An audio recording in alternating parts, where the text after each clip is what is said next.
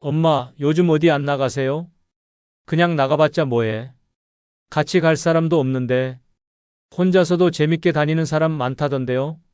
이런 대화를 나눠보신 적 있습니까? 노년의 외로움은 단순히 혼자라는 사실에서 오는 게 아닙니다. 하고 싶은 게 있는데 안 하는 것, 갈 수 있는데 안 가는 것, 결국 스스로를 가둬두는 순간 외로움은 뿌리를 내립니다. 하지만 삶은 지금 이 순간에도 우리를 부르고 있습니다. 지금부터 소개할 6가지 방법은 아무도 없어도 외롭지 않고 혼자 있어도 당당한 삶으로 이끄는 비밀입니다. 영상을 끝까지 보시면 그 방법을 분명히 알게 되실 겁니다. 구독, 좋아요, 알림 설정 누르시면 시작하겠습니다. 아울러 많은 공유 부탁드립니다. 노년의 외로움을 없애는 뜻밖의 첫 번째 방법은 익숙한 노선의 버스를 끝까지 타보며 작은 모험을 하는 것입니다. 외로움은 대단한 일이 없어서 생기는 것이 아닙니다. 똑같은 장소, 똑같은 사람, 똑같은 하루가 반복될 때 삶은 조용히 무너집니다. 그래서 우리는 작고 사소한 탈출이 필요합니다. 그것이 바로 낯선 곳을 향해 가는 작은 모험입니다. 부산 금정구에 사는 오희선 씨는 늘 같은 시간, 같은 버스를 타고 아침 운동을 갑니다. 20년 넘게 그 노선, 그 정류장, 가끔 기사 얼굴도 바뀌지 않아 친근할 정도였습니다. 하지만 어느 날 버스에 오르려다 문득 생각이 들었습니다. 이 버스는 도대체 어디까지 가는 걸까? 단 한 번도 종점까지 가본 적 없던 오 씨는 그날 마음을 먹었습니다. 끝까지 가보자. 운동복 차림, 텀블러 하나 들고 오 씨는 버스 제일 뒷자리에 앉았습니다. 창밖 풍경이 조금씩 낯설어졌고 익숙한 간판이 하나둘 사라졌습니다. 버스는 오래된 철공소 골목을 지나고 평소라면 절대 갈 일 없는 항구 근처까지 갔습니다. 그렇게 1시간 20분이 흐르고 종점에 도착했습니다. 내려보니 작은 해안 마을이었습니다. 사람도 드물고 바람은 조용히 불고 있었습니다. 그곳에서 오 씨는 생전 처음 들어보는 조개 칼국수집을 발견했습니다.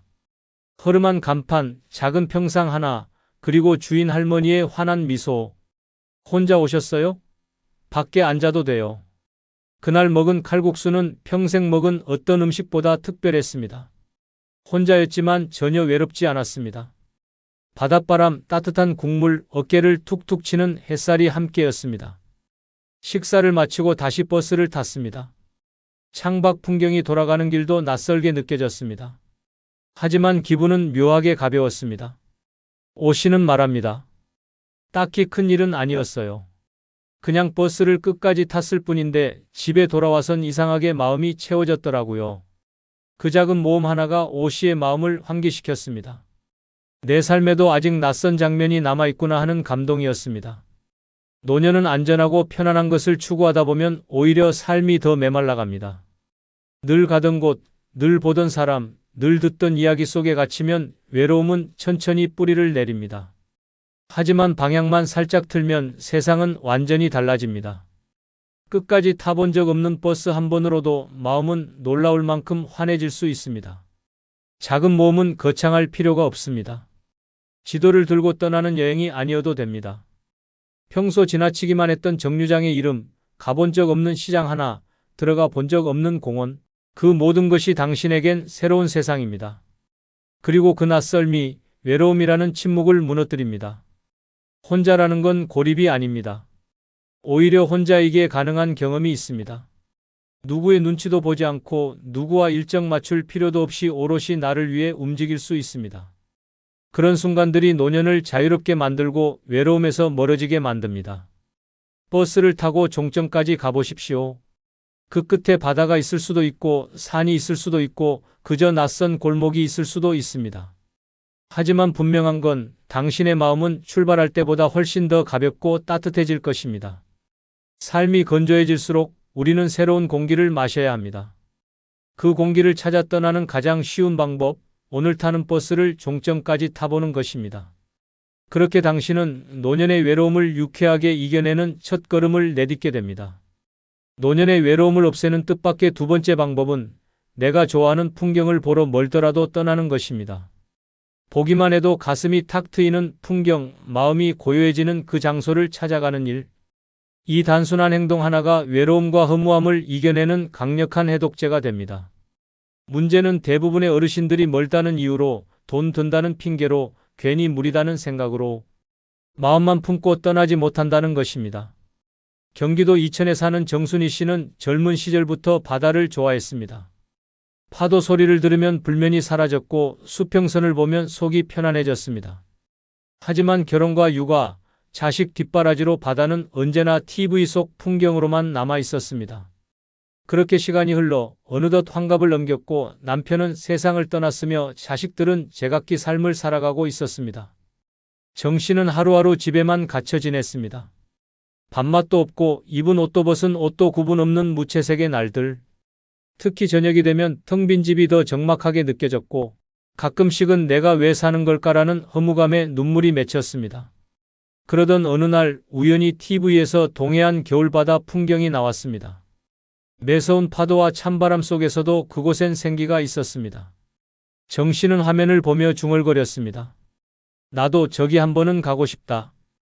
다음 날 그는 생애 처음으로 혼자 여행이라는 걸 계획했습니다.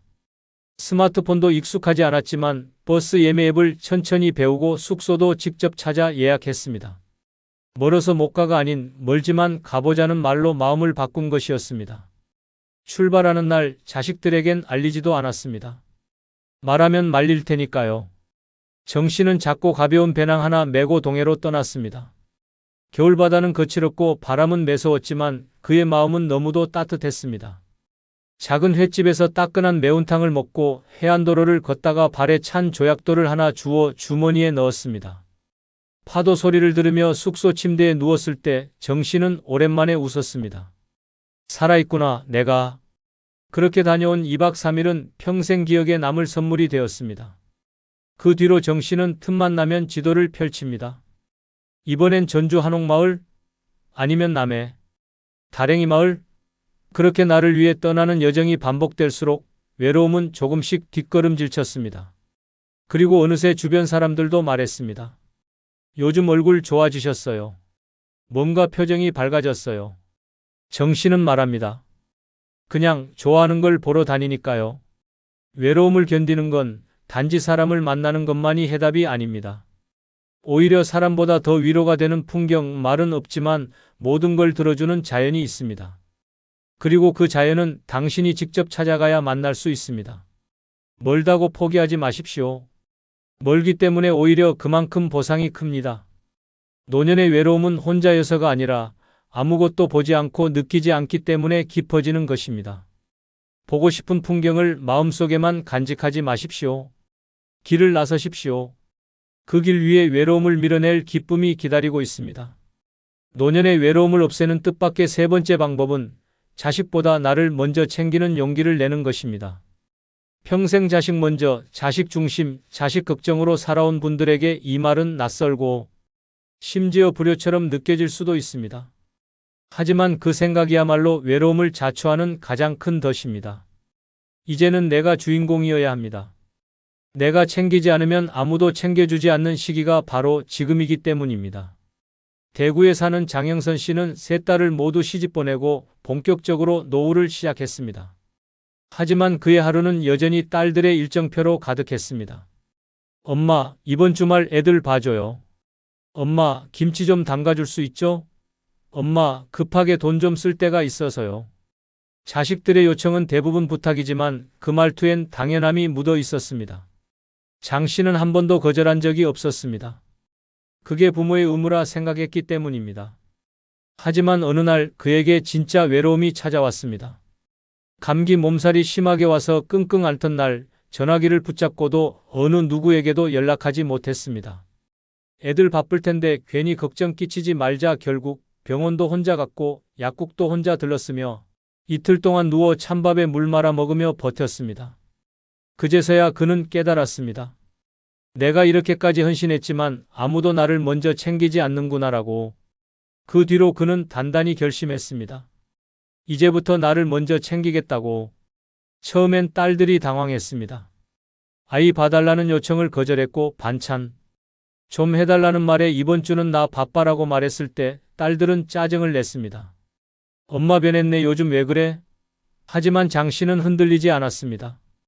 그는 혼자 여행을 다녔고 자신을 위해 스마트폰도 바꿨고 처음으로 머리숱이 빠진 자신에게 어울리는 모자를 사기도 했습니다.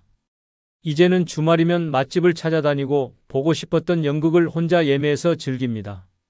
자식을 챙기는 사랑이 잘못된 게 아닙니다. 하지만 자식을 챙기느라 나를 잃는 삶은 분명히 잘못된 것입니다. 내가 아프고 내가 외롭고 내가 무너지는 순간 자식은 대신 살아주지 않습니다. 그들은 자신들의 삶을 살기에 바쁩니다. 결국 나를 챙겨줄 수 있는 사람은 오직 나 하나뿐입니다. 중요한 건 순서입니다. 내가 먼저 건강해야, 내가 먼저 웃어야 그 다음이 자식입니다. 자식을 위해 산 세월을 부정하라는 게 아닙니다. 이제는 그 시간만큼 나를 위해 살아도 괜찮다는 이야기입니다. 한 번쯤은 스스로에게 묻고 시작해야 합니다. 오늘 나는 나를 얼마나 챙겼는가? 노년의 외로움은 갑자기 찾아오지 않습니다. 자신을 뒷전으로 미루는 순간부터 서서히 스며듭니다. 자식에게 미안해하지 마십시오. 대신 나에게 미안하지 않도록 오늘을 살아야 합니다. 용기 내어 처음으로 나를 우선순위에 놓는 순간 외로움은 더 이상 당신을 따라붙지 못합니다. 노년의 외로움을 없애는 뜻밖의 네 번째 방법은 지금이 아니면 안 될 순간에 과감히 결제하는 것입니다. 오늘을 외면하면 내일은 없습니다. 망설이다 놓친 것들이 마음속에 쌓일수록 후회는 외로움이라는 이름으로 되돌아옵니다. 그래서 늙어갈수록 더욱 필요한 건 과감한 선택이고 지금이라는 시간에 대한 존중입니다. 서울 노원구에 사는 김정자 씨는 어릴 적부터 악기를 배우고 싶어 했습니다. 늘 피아노 소리에 마음이 흔들렸고 바이올린을 켜는 모습을 보면 부러움이 폭풍처럼 밀려왔습니다. 하지만 현실은 달랐습니다. 가정 형편이 넉넉하지 않았고 늘 동생을 챙기고 엄마 심부름을 해야 했습니다. 그렇게 기회는 지나갔고 청춘은 일터에, 결혼은 고생 속에 묻혔습니다. 그러다 72세가 된 어느 날 동네 악기점 앞을 우연히 지나게 되었습니다. 유리창 너머로 반짝이는 바이올린이 눈에 들어왔고 그 순간 어릴 적 감정이 그대로 되살아났습니다. 아, 나 저거 해보고 싶었지. 하지만 손은 지갑을 망설였고 머리는 계산기를 두드렸습니다. 이 나이에 무슨 바이올린이야. 손자 용돈도 줘야 하고 약값도 들어가고 결국 발걸음을 돌렸습니다. 하지만 돌아서도 마음이 편치 않았습니다. 밤마다 인터넷을 뒤져 바이올린 소리를 들었고 중고악기 가격도 알아보았습니다. 그러던 중 우연히 한 영상을 보게 되었습니다. 제목은 늙어서 못하는 건 없습니다. 안 하는 겁니다. 그 말이 심장을 콕 찔렀습니다. 지금도 안 하면 나 평생 안 하겠구나. 다음 날 김 씨는 다시 악기점을 찾았습니다. 점원에게 말했습니다. 가장 초보용으로 하지만 오래 쓸 수 있는 걸로 주세요. 악기를 들고 나오는 길 김 씨는 눈물을 흘렸습니다. 내가 드디어 내 인생을 결제했구나. 그날 이후 매일 조금씩 활을 잡고 손가락을 움직였습니다. 음은 엉망이고 박자는 늘 늦지만 마음만큼은 날마다 풍요로워졌습니다. 자식들이 물었습니다. 엄마, 그거 얼마나 하시려고? 김 씨는 웃으며 말했습니다. 언제까지일진 몰라도 오늘은 할 수 있어. 나를 위한 결제는 계산이 아닙니다. 타이밍입니다.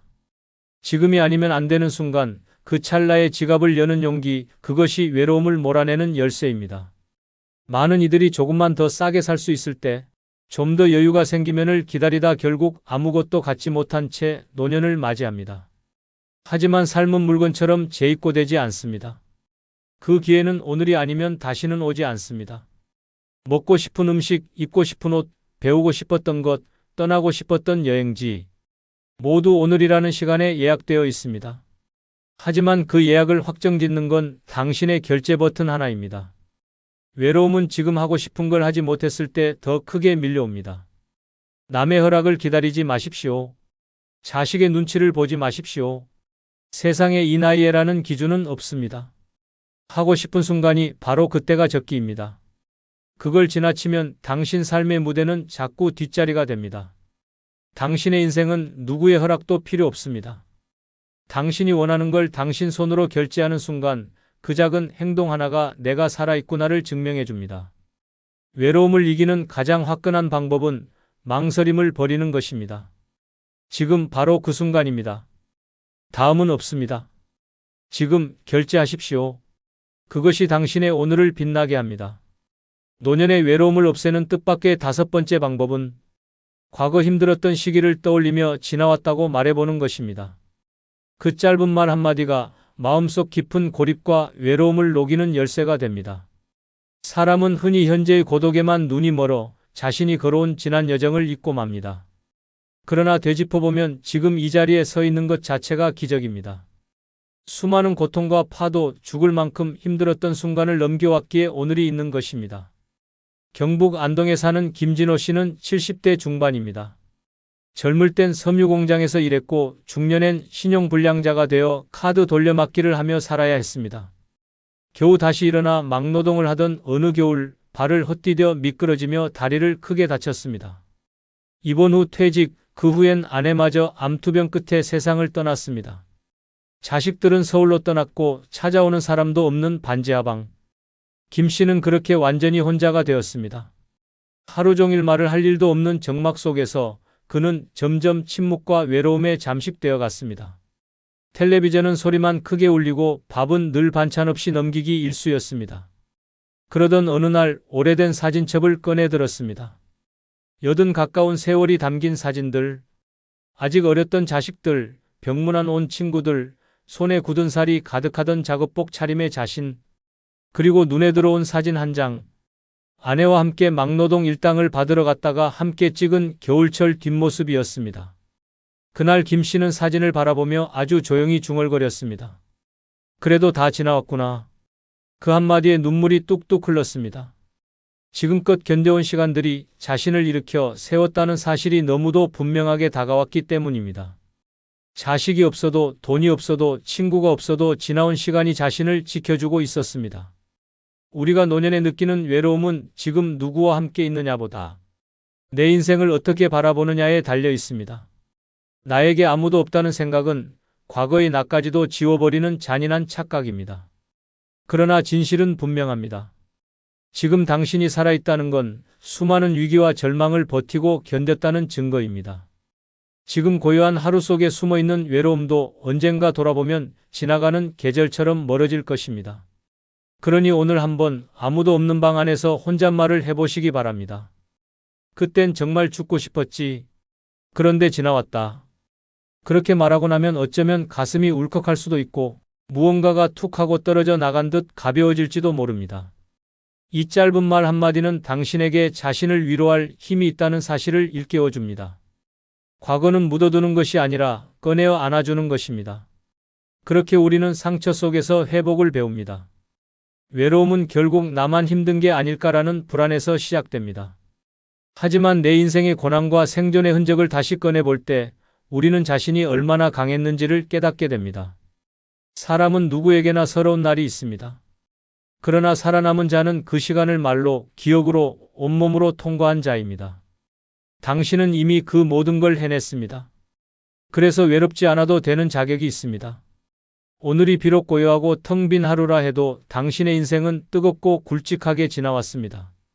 외로움을 이기는 방법은 특별한 누군가를 기다리는 것이 아닙니다. 내 지난 날의 나를 꺼내어 그에게 말 건네는 것입니다. 잘 버텨줘서 고맙다.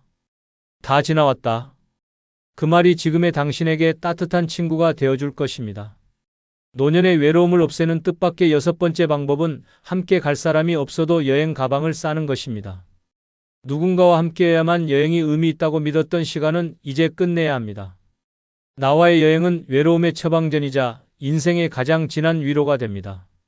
늦은 나이에 혼자 떠나는 여행이 두렵고 쓸쓸하게 느껴질 수 있지만 그 안에는 생각보다 놀라운 자유와 충만함이 숨겨져 있습니다. 전남 해남에 사는 박복자 씨는 70을 훌쩍 넘긴 홀몸 어르신입니다. 남편은 50대 중반에 세상을 떠났고 자식 둘은 수도권에 살면서 설이나 추석에만 연락이 닿을 정도입니다. 한때는 자식들과 단풍 여행을 꿈꿨고 친구들과 봄꽃 축제도 가보고 싶었습니다. 하지만 다들 시간이 없었고 말만 무성했지 날짜는 잡히지 않았습니다. 그렇게 10년이 흘렀고 결국 박 씨는 그 어떤 여행도 가지 못한 채 외로움에 눌려 지냈습니다.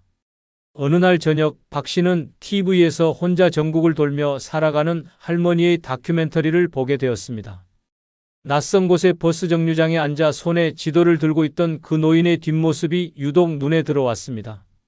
무언가 꽂힌 듯 다음 날 아침 박 씨는 버스 시간표를 검색하고 미리 싸두었던 새 배낭에 옷 몇 벌과 약을 챙겨 넣었습니다. 그리고 조용히 터미널로 향했습니다. 첫 목적지는 강릉이었습니다. 혼자 가는 여행이 처음이라 걱정이 많았지만 막상 버스를 타고 창밖을 바라보는 순간부터 마음은 달라졌습니다. 누구와도 대화하지 않아도 되는 조용한 시간, 식당에서 혼자 앉아 여유롭게 먹는 생선구이, 바닷가, 산책길에 불어오는 바람 하나까지도 나만을 위한 것처럼 느껴졌습니다. 박 씨는 그 순간 깨달았습니다. 혼자여도 괜찮다. 나도 여행할 수 있다는 사실을요. 여행은 목적지가 아니라 나를 위한 시도입니다. 함께 가는 사람이 없다 해서 여행을 미룬다면 결국은 아무데도 가지 못합니다. 누구도 당신의 여행을 대신 떠나주지 않습니다. 가고 싶다는 마음이 들었을 때 그 마음이 식기 전에 가방을 싸야 합니다. 혼자 떠나는 길이 처음엔 낯설고 두려울 수 있습니다. 하지만 그 길 위에서 만나는 풍경은 누구의 눈치도 없이 온전히 나를 위한 선물입니다. 젊은 시절에는 가족 챙기느라, 직장 일하느라 늘 누군가를 위해 움직였습니다. 하지만 노년에는 나 하나만 챙기면 됩니다. 내가 먹고 싶은 것, 내가 걷고 싶은 길, 내가 보고 싶었던 바다. 그 모든 것들이 지금의 당신을 기다리고 있습니다. 혼자라고 움츠러들 이유가 없습니다. 오히려 혼자이기에 더 자유롭고 더 솔직하게 나를 만날 수 있습니다. 누군가에게 의지하지 않고도 충분히 즐길 수 있다는 확신, 그 믿음 하나만으로 외로움은 그 자리를 내어줍니다. 혼자 여행하는 사람은 외로운 사람이 아니라 가장 용감한 사람입니다. 언젠가 떠나겠다는 말은 절대 실현되지 않습니다. 외로움은 가만히 앉아 기다린다고 사라지는 것이 아닙니다. 작은 가방 하나 들고 나서는 그 순간 외로움은 등 뒤로 물러납니다. 마음속에 오랫동안 간직했던 풍경이 있다면 지금 떠나십시오. 누군가 함께하길 기다리지 말고 당신 자신과 함께 길을 나서십시오. 그 순간부터 당신은 외로운 사람이 아니라 삶을 사랑하는 사람입니다. 엄마는 왜 그렇게 다 퍼주고 살아? 그러다 손해만 보고 혼자 남으면 어떡해? 이런 말 자식 입으로 들을 줄 몰랐습니다. 한평생 가족 위해 희생했고 친구 부탁에 몇 번이고 손 내밀었는데 돌아온 건 피로감과 거리감뿐입니다. 나이 들어 깨닫습니다. 내가 안 아끼고 안 챙기면 누구도 나를 진짜로 챙겨주지 않는다는 걸.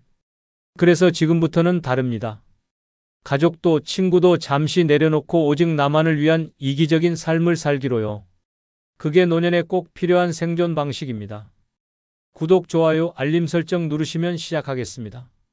가족, 친구 신경 쓰지 말고 이기적으로 살아야 하는 첫 번째 이유는 집 한 채 남겨줘도 욕먹는 게 부모의 현실이기 때문입니다. 어머니가 동생한테만 전세금 더 얹어줬어요. 아버지가 말도 없이 큰형한테 상속을 넘겨버렸어요. 그렇게 끝납니다. 평생을 악착같이 일해 남겨준 집 한 채가 어느 순간 가족 간 분쟁의 씨앗이 됩니다. 정작 집을 물려준 부모는 고맙다는 말 한마디도 못 듣고 남은 자식들 사이에서 뒷말의 대상이 됩니다. 자식은 결코 같은 눈으로 부모의 희생을 기억하지 않습니다. 누가 얼마를 더 받았는지, 누구에게 먼저 줬는지 그 차이에 더 예민해집니다. 결국 남는 건 집도 아니고 고마움도 아니고 서운함과 불만뿐입니다. 노년의 부모가 가장 큰 착각을 하는 순간은 바로 이겁니다. 내가 죽고 나면 이 집이라도 남겨줘야지. 그 집 한 채를 붙들고 본인은 추운 방에서 전기장판에 몸을 말고 삽니다. 자식이 힘들까봐, 형제끼리 싸울까봐 미리 증여하고 양도하고 급기야 자기 살 곳마저 포기한 채 월세로 나가 삽니다. 하지만 그런 희생을 알아주는 자식은 드뭅니다. 오히려 왜 저 사람은 많이 받고 나는 적게 받았느냐, 왜 나에겐 미리 말도 없이 넘겼느냐, 심지어 그 정도밖에 안 남겼냐는 말까지 나옵니다. 충청북도 청주에 사는 79세 권순례 씨는 젊을 때부터 반찬 가게를 하며 딸 셋을 키워냈습니다. 60대 초반 남편과 사별하고 혼자 힘으로 모은 게 아파트 한 채였습니다. 그녀는 큰딸에게 이 집을 미리 증여했습니다. 가장 힘들어 보였고 가까이서 자주 찾아오기도 했기 때문입니다. 그리고 나머지 두 딸에겐 내가 죽고 나면 보험금과 예금으로 균등하게 줄게라고 설명했습니다. 하지만 그 결정은 가족을 갈라놨습니다. 둘째 딸은 말없이 거리를 두었고 막내는 엄마가 편애하신다며 노골적으로 반발했습니다. 명절 모임은 사라졌고 전화 연락도 끊겼습니다. 권 씨는 말합니다. 내 집 하나로 애들이 원수가 됐어요. 내가 잘못한 걸까? 그냥 아무것도 안 했어야 했나 싶어요. 그리고 덧붙였습니다. 이젠 내가 나를 먼저 지켜야겠어요. 더는 누구에게도 미안해하고 싶지 않아요. 이 사례는 특별한 일이 아닙니다. 전국의 수많은 부모가 재산이라는 이름으로 자식 간의 감정을 망가뜨립니다. 그리고 그 피해는 결국 부모 자신에게 돌아옵니다. 엄마는 누굴 더 사랑했나 봐요. 아버지는 늘 형만 생각하셨어. 그 말 속에는 진심보다 금전의 저울이 숨어 있습니다. 현실은 더 냉정합니다. 집 한 채 남긴다고 자식이 고마워하지 않습니다. 그 집을 두고 분쟁이 생기고 오히려 살아생전의 사랑과 기억이 재산에 덮여버립니다. 그 집 엄마가 왜 큰언니한테만 넘겼는지 아직도 이해 안 가. 아빠 돌아가시고 나서 그 집 문제로 우리가 가족인지도 헷갈렸어. 이런 말이 유산 다음에 남는 유일한 기억입니다. 그러니 지금이라도 바꾸십시오. 재산은 남기기보다 나를 위해 써야 할 도구입니다. 내가 편하게 살고 내가 따뜻한 밥을 먹고 내가 누울 침대가 있어야 합니다. 집 한 채 남겨주고 감동받는 시대는 지났습니다. 이젠 왜 저 집은 누구에게 갔나 내 몫은 어딘가만 남는 시대입니다. 그렇다면 어떻게 해야 할까요? 죽어서 나눠주는 게 아니라 살아서 안 주는 게 답입니다. 그 집, 그 돈, 그 예금. 누군가에게 퍼주느라 남은 인생을 줄이지 마십시오. 그건 이기적인 게 아니라 당연한 권리입니다. 오히려 살아있는 동안 내 재산으로 내가 행복하게 사는 모습을 보여주는 게 진짜 교육입니다. 그 모습을 본 자식은 나중에라도 스스로 챙길 줄 압니다. 얻는 법만 아는 자식은 결국 빼앗는 법도 배웁니다. 이기적으로 사십시오. 누구에게도 미안해하지 말고 누구도 기쁘게 하려 애쓰지 마십시오. 집 한 채를 남겨줘도 결국 욕먹는 게 부모의 현실이라면 차라리 그 집에서 내가 먼저 행복하게 살아야 합니다. 그것이 남은 인생을 지키는 가장 지혜로운 선택입니다. 가족, 친구 신경 쓰지 말고 이기적으로 살아야 하는 두 번째 이유는 아낌없이 베풀었더니 나중엔 당연한 걸로 여겨지기 때문입니다. 처음엔 고마워했습니다. 밥 한 끼를 사줘도 병원에 데려다줘도 잔소리처럼 걱정을 해도 고맙다. 수고 많다는 말이 따라왔습니다. 하지만 그게 반복되면 사람들은 곧 그 수고를 기본값으로 취급합니다. 감동은 사라지고 당연함만 남습니다. 그리고 어느 순간부터는 내가 그걸 안 해주면 이상한 사람이 됩니다. 엄마는 왜 이번에도 음식 안 해줘요? 그 친구가 왜 안 챙겨줬지? 원래 잘하던 사람이었는데. 이렇게 바뀝니다. 잘해준 사람일수록 점점 더 그 역할을 강요받습니다. 그게 바로 늙어서 가장 슬픈 배신입니다.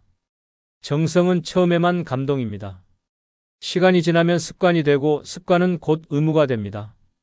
아무리 내가 피곤해도 몸이 아파도 마음이 힘들어도 원래 잘하던 사람이라는 이유만으로 사람들은 내 사정을 고려하지 않습니다. 그게 얼마나 불공평한지 모릅니다. 내가 준 호의는 쌓이지만 그 고마움은 사라지고 내가 한 배려는 남지만 그 감동은 익숙함으로 변합니다. 그리고 결국 내가 멈췄을 때 비로소 사람들은 불만을 말하기 시작합니다. 왜 갑자기 바뀌셨어요? 요즘은 예전 같지 않네요. 그 모든 말 속에는 당연했던 그 호의가 왜 사라졌냐는 불편함이 숨어 있습니다. 전북 전주에 사는 74세 김복희 씨는 평생 베푸는 삶을 살았습니다. 시댁과 친정 양쪽 제사를 챙기고 친구 생일이면 작은 선물 하나라도 꼭 들고 갔습니다. 자식들에게도 명절 음식은 물론이고 손주 간식까지 미리 준비해 냉동실에 채워두었습니다. 그런데 어느 해 김 씨가 허리 디스크로 병원 신세를 지게 되자 모든 관계가 갑자기 냉랭해졌습니다. 이번엔 엄마 못 하시겠네요. 우리끼리 대충 할게요. 아이고, 그럼 이번 생일 모임은 그냥 패스하자. 친구와 자식들이 모두 그렇게 말했습니다. 김 씨는 말했습니다. 내가 안 하니까 다 멈춰버리더라. 고마운 게 아니라 편리했던 거였구나. 그때 김 씨는 깨달았습니다. 자신이 했던 모든 수고는 누군가에게 사랑이 아니라 편리함이었을 뿐이라는 사실을. 그녀는 그 이후 모든 것을 멈췄습니다. 음식을 하지 않았고 선물도 준비하지 않았고 연락도 줄였습니다. 그 대신 자신을 위해 요가 수업을 시작했고 작은 텃밭을 가꾸며 하루를 살았습니다. 이기적으로 살기 시작한 뒤 그녀는 말했습니다. 이기적으로 살아보니까 사람이 보이더라. 나를 불편해하던 사람과 진심으로 걱정해주는 사람이 구분되더라. 우리는 종종 이렇게 착각합니다. 내가 잘해주면 다 좋아할 거야. 이렇게 도와주면 언젠가 갚겠지. 정성을 들이면 그 마음을 알아주겠지. 하지만 아닙니다. 정성은 익숙함을 낳고 익숙함은 기대를 낳고 기대는 결국 실망으로 되돌아옵니다. 늙어서 상처받는 이유는 단 하나. 내가 해준 만큼 사람도 나를 배려해 줄 거라는 기대 때문입니다. 이제는 그 기대를 버릴 때입니다. 내가 아파도 내가 힘들어도 누구 하나 돌아봐 주지 않는다면 더 이상 그 사람들을 위해 나를 소모하지 마십시오. 내 시간, 내 에너지, 내 돈과 내 정성은 오직 나를 위해 써야 할 때입니다. 이기적으로 산다는 건 남을 무시하는 게 아닙니다. 내가 먼저 존중받을 자격이 있다는 걸 인정하는 것입니다. 나는 누군가의 시중을 들기 위해 늙은 것이 아닙니다. 내가 나를 아끼지 않으면 누구도 나를 소중히 여겨주지 않습니다. 아낌없이 베풀었던 과거는 충분했습니다. 이제부터는 당연한 사람이 아니라 소중한 사람으로 살아야 합니다. 그러기 위해선 나부터 나를 소중히 대하는 법을 배워야 합니다.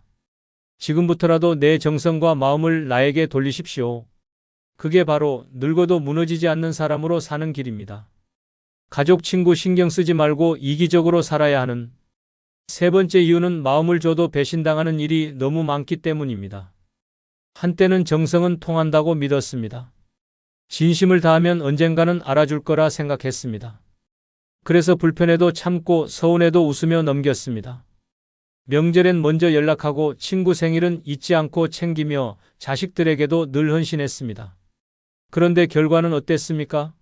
마음을 준 만큼 돌려받기는커녕 오히려 더 깊은 상처가 돌아오는 일이 많았습니다. 준 마음은 잊히고 서운함만 남아 가슴을 후벼 팝니다. 배신은 반드시 큰 일에서만 일어나지 않습니다. 가장 아끼던 친구가 어느 순간 등을 돌릴 때 가족이 그 정도면 됐지라며 모른 척할 때 힘든 일 겪고 있을 때 아무도 찾아오지 않을 때 그 모든 순간이 조용한 배신입니다. 젊을 땐 그런 일에도 이해하자며 넘겼습니다. 그런데 나이 들고 나서 당하는 배신은 다릅니다. 이제는 회복할 체력도 위로받을 사람도 없기 때문입니다. 경북 구미에 사는 75세 하재임 씨는 평생 옆집 친구 이순덕 씨와 자매처럼 지냈습니다. 장을 보면 서로 나눠 먹고 명절에도 함께 떡을 빚고 남편 장례식조차 서로 곁에서 도왔습니다. 하 씨는 건강검진에서 이상이 나와 큰 병원에 입원하게 됐을 때 가장 먼저 순덕 씨에게 전화를 걸었습니다. 나 병원에 며칠 있어야 해. 입원 수속 좀 같이 가줄래? 순덕 씨는 흔쾌히 알겠다고 했습니다. 그런데 약속한 날 그녀는 오지 않았습니다. 전화를 하니 급한 일이 생겨서 못 간다며 변명만 했습니다. 결국 하 씨는 혼자 입원 수속을 밟고 간호사에게 부탁해 겨우 짐을 정리했습니다. 그 뒤로 순덕 씨는 며칠간 연락이 없었습니다. 미안하다는 말도 없이 그냥 지나간 그 일. 하 씨는 말합니다. 그 친구가 날 그렇게 쉽게 놓을 줄은 몰랐어요. 그날 이후로 사람 못 믿게 됐어요. 그뿐이 아닙니다. 자식에게 전 재산을 증여한 뒤 마음이 서서히 소외되었다는 어르신도 많습니다. 생전에 재산을 나눠준 어머니에게 며느리는 이제는 우리가 챙길 여유가 없다며 요양시설을 알아봤고 아들은 우리 애들 학원비도 빠듯하다고 말했습니다. 마음도 좋고 가진 것도 좋지만 돌아온 건 무관심과 거리감뿐이었습니다. 이제는 알아야 합니다. 아무리 순한 마음이라도 그것을 알아봐주는 사람이 없으면 결국 짓밟히는 게 현실입니다. 노년의 마음은 유리처럼 투명하고 그만큼 쉽게 깨집니다. 지금까지는 상대를 먼저 생각했지만 이제는 나를 먼저 지켜야 할 때입니다. 이제는 물어야 합니다. 내가 이 사람에게 이만큼 마음을 줘도 되는가? 이 행동이 나를 비워가는 길은 아닌가? 배신은 예상치 못한 타이밍에 옵니다. 그리고 그 배신이 마음을 다치게 하면 사람을 잃는 게 아니라 스스로를 잃게 됩니다. 그러니 이제부터는 마음도 선택적으로 나누어야 합니다. 정은 주되 기대는 하지 말아야 하고 도움은 주되 조건 없이 퍼주지는 말아야 합니다. 내가 무너지면 아무도 대신 일으켜주지 않습니다. 내가 마음의 균형을 잃으면 어떤 관계도 더 이상 의미를 갖지 않습니다. 세상에 믿을 사람 없다는 말이 아닙니다. 단지 이제라도 내가 나를 먼저 아껴야 한다는 뜻입니다. 남을 먼저 챙기다 다친 마음, 무너진 자존감, 헛헛한 감정. 그 모든 건 지금까지 너무 많이 줬기 때문입니다. 그래서 이젠 거꾸로 가야 합니다. 받기 전엔 주지 마세요. 지켜줄 사람인지 판단되기 전엔 다 퍼주지 마세요. 무엇보다도 내 마음을 나 자신보다 소중하게 여기는 사람은 없습니다. 그 사실을 안 순간부터 늙은 인생은 훨씬 단단해집니다. 이기적으로 사는 것, 그건 남을 무시하겠다는 게 아닙니다. 이제부터는 나를 배신하지 않겠다는 선언입니다. 가족, 친구 신경 쓰지 말고 이기적으로 살아야 하는 네 번째 이유는 가족이라도 내 돈이 끊기면 연락도 끊기기 때문입니다. 엄마, 요즘은 너무 바빠서요. 나중에 다시 연락드릴게요. 아버지, 이번 달엔 좀 어려워서요. 다음에 식사해요. 그 말 돈을 끄는 순간부터 시작됩니다. 그전까진 연락이 잦았습니다. 생일 전엔 미리 전화가 오고 명절 앞두곤 찾아와 안부를 물었습니다. 손주 선물부터 생활비, 병원비, 카드값 자식이 힘들 때마다 내 지갑이 열렸습니다. 하지만 어느 순간 더 이상 줄 돈이 없다고 말하자 연락도 함께 끊겼습니다. 자식이 아니라 냉정한 채권자와 채무자 사이처럼 느껴졌습니다. 사랑보다 돈이 먼저였나? 그 질문 앞에 무너지는 건 부모의 가슴입니다. 돈은 나이 들어도 관계를 이어주는 고리입니다. 슬프지만 현실입니다. 돈이 있을 땐 잘 챙기던 가족이 그 돈이 마르자 천천히 멀어집니다. 처음엔 그럴 수도 있다고 생각합니다. 바빠서겠지, 피곤해서겠지. 하지만 한 달, 두 달 연락이 없는 날들이 쌓이면 확신이 됩니다. 아, 이제 나는 필요 없는 존재가 됐구나. 사랑이 식어서가 아니라 돈이 끊겼기 때문입니다. 경기도 고양시에 사는 78세 정영자 씨는 한때 자식 셋 모두에게 매달 생활비를 보태주며 살았습니다. 작은 노점에서 번 돈이었지만 손주들 학원비라도 보태고 싶어 허리 굽히며 일했습니다. 그런데 몇 년 전 관절염으로 일을 못하게 되자 용돈을 줄 수 없게 됐습니다. 그때부터 자식들의 연락이 끊기기 시작했습니다. 둘째 아들은 문자를 읽고도 답이 없었고 막내딸은 요즘 너무 바빠요라는 말만 반복했습니다. 명절에도 찾아오지 않았습니다. 한 번은 먼저 전화해 봤습니다. 이번 주말엔 볼 수 있을까? 아, 엄마 애가 아파서 다음에 봐요. 그 다음 주도 그 다음 달도 아무도 오지 않았습니다. 정 씨는 그제야 깨달았습니다. 내가 돈 줄 땐 매일 전화하던 애들이 이제는 내 목소리조차 귀찮아하네. 지갑이 다치자 마음도 다쳤습니다. 정 씨는 이후 자식 연락을 기다리지 않기로 했고 남은 적금으로 자신을 위해 마사지 의자를 샀습니다. 그리고 처음으로 자신을 위해 밥상을 차렸습니다. 그래, 이젠 내가 나를 챙겨야지. 아무도 나를 찾아주지 않으면 나라도 나를 아껴야지. 이게 바로 수많은 부모들이 겪는 현실입니다. 돈이 관계를 지배합니다. 자식이 부모를 사랑하지 않는 게 아닙니다. 하지만 돈을 주는 부모가 더 편하고 더 쉽게 다가갈 수 있는 대상이 되기 때문입니다. 사랑에 돈이 섞이면 관계는 타락합니다. 문제는 그걸 부모 스스로가 만들었다는 사실입니다. 자식이 어려울 때 도와주는 건 당연합니다. 하지만 그게 반복되면 자식은 부모는 언제든 도와주는 존재로 인식합니다. 그리고 도와줄 수 없게 되는 순간 마음의 문도 함께 닫습니다. 그러니 늙어서 이기적으로 살아야 합니다. 더 이상 주지 말아야 합니다. 주고 싶으면 내 삶이 여유로울 때, 조건 없이 줄 수 있을 때, 그리고 줄 수 있다는 사실이 내 삶의 해가 되지 않을 때만 줘야 합니다. 가족은 소중합니다. 하지만 가족이라 해도 줄 수 있는 대상이 되어버리면 나의 존재는 돈과 함께 사라집니다. 이제는 줬던 만큼 멈출 줄도 알아야 하고 사랑받기 위해 돈을 꺼내는 삶은 끝내야 합니다. 자식에게 미움받을까 두려워 돈을 내미는 건 존엄을 스스로 포기하는 일입니다. 이기적인 부모가 되십시오. 이제 못 도와준다는 말 용기 있게 꺼내십시오. 그 말 한마디가 당신의 인생을 지켜주는 마지막 울타리가 됩니다. 돈이 아닌 존재로 사랑받는 삶. 그것이 진짜 인간적인 관계이고 그 길은 오직 나를 위해 사는 삶에서 시작됩니다. 가족, 친구 신경 쓰지 말고 이기적으로 살아야 하는 다섯 번째 이유는 오늘 내가 행복하지 않으면 아무 의미도 없기 때문입니다. 애들 뒷바라지 다 해놨고 집 한 채도 남겨놨고 친구들하고도 척은 안 졌는데 왜 이렇게 허전하지? 이 말 은근히 많은 노인들이 혼잣말처럼 중얼거립니다. 눈앞에 누가 있는 것도 아니고 해내야 할 일이 있는 것도 아닌데 어딘가 마음이 텅 빈 것 같고 자고 나면 괜히 서러워집니다. 이유는 하나입니다. 그동안 너무 누구를 위해서만 살았고 정작 내가 오늘 행복한지를 따져본 적이 없기 때문입니다. 과거는 지나갔고 미래는 불확실합니다. 그런데도 우리는 늘 나중에 조금만 덜 하는 말을 입에 달고 삽니다. 행복도 미룹니다. 몸이 아파도 병원은 미루고 가고 싶은 여행도 다음에 미루고 먹고 싶은 음식도 그 돈이면 애들 옷이나 사주지라며 참습니다. 그렇게 아낀 시간, 아낀 돈, 아낀 욕망의 끝에 남는 건 공허한 하루뿐입니다. 서울 양천구에 사는 76세 이정분 씨는 남편 없이 두 자녀를 키워냈습니다.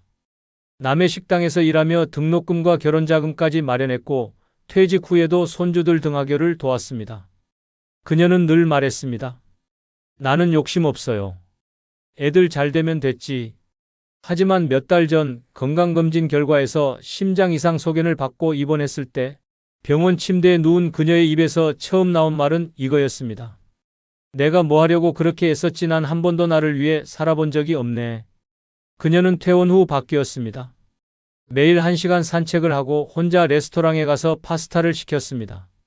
책을 읽고 노래를 듣고 친구들과 여행을 계획했습니다. 그녀는 웃으며 말합니다. 지금이 제일 좋아요. 매일 오늘만 생각하면서 살아요. 어차피 그게 진짜 내 거니까요. 그렇습니다. 오늘 행복하지 않으면 아무것도 남지 않습니다. 과거에 잘 살았든 돈을 많이 벌었든 사람들에게 칭찬받았든 그 모든 건 지나간 기록일 뿐입니다. 기록으로는 마음이 채워지지 않습니다. 지금 이 순간 내가 무엇을 하고 있는지, 내가 지금 웃고 있는지, 그게 노년의 전부입니다. 그리고 그 행복은 절대 남을 위한 삶에서 나오지 않습니다. 자식이 잘 돼도 내 속은 허전할 수 있고 친구가 많아도 내 가슴은 시릴 수 있습니다. 행복은 오직 내가 나를 위해 쓴 시간에서만 생깁니다. 내가 좋아하는 걸 하고 내가 좋아하는 사람을 만나고 내가 원하는 곳에 가는 그 선택에서만 생깁니다. 이기적으로 살라는 말이 낯설게 들릴 수 있습니다.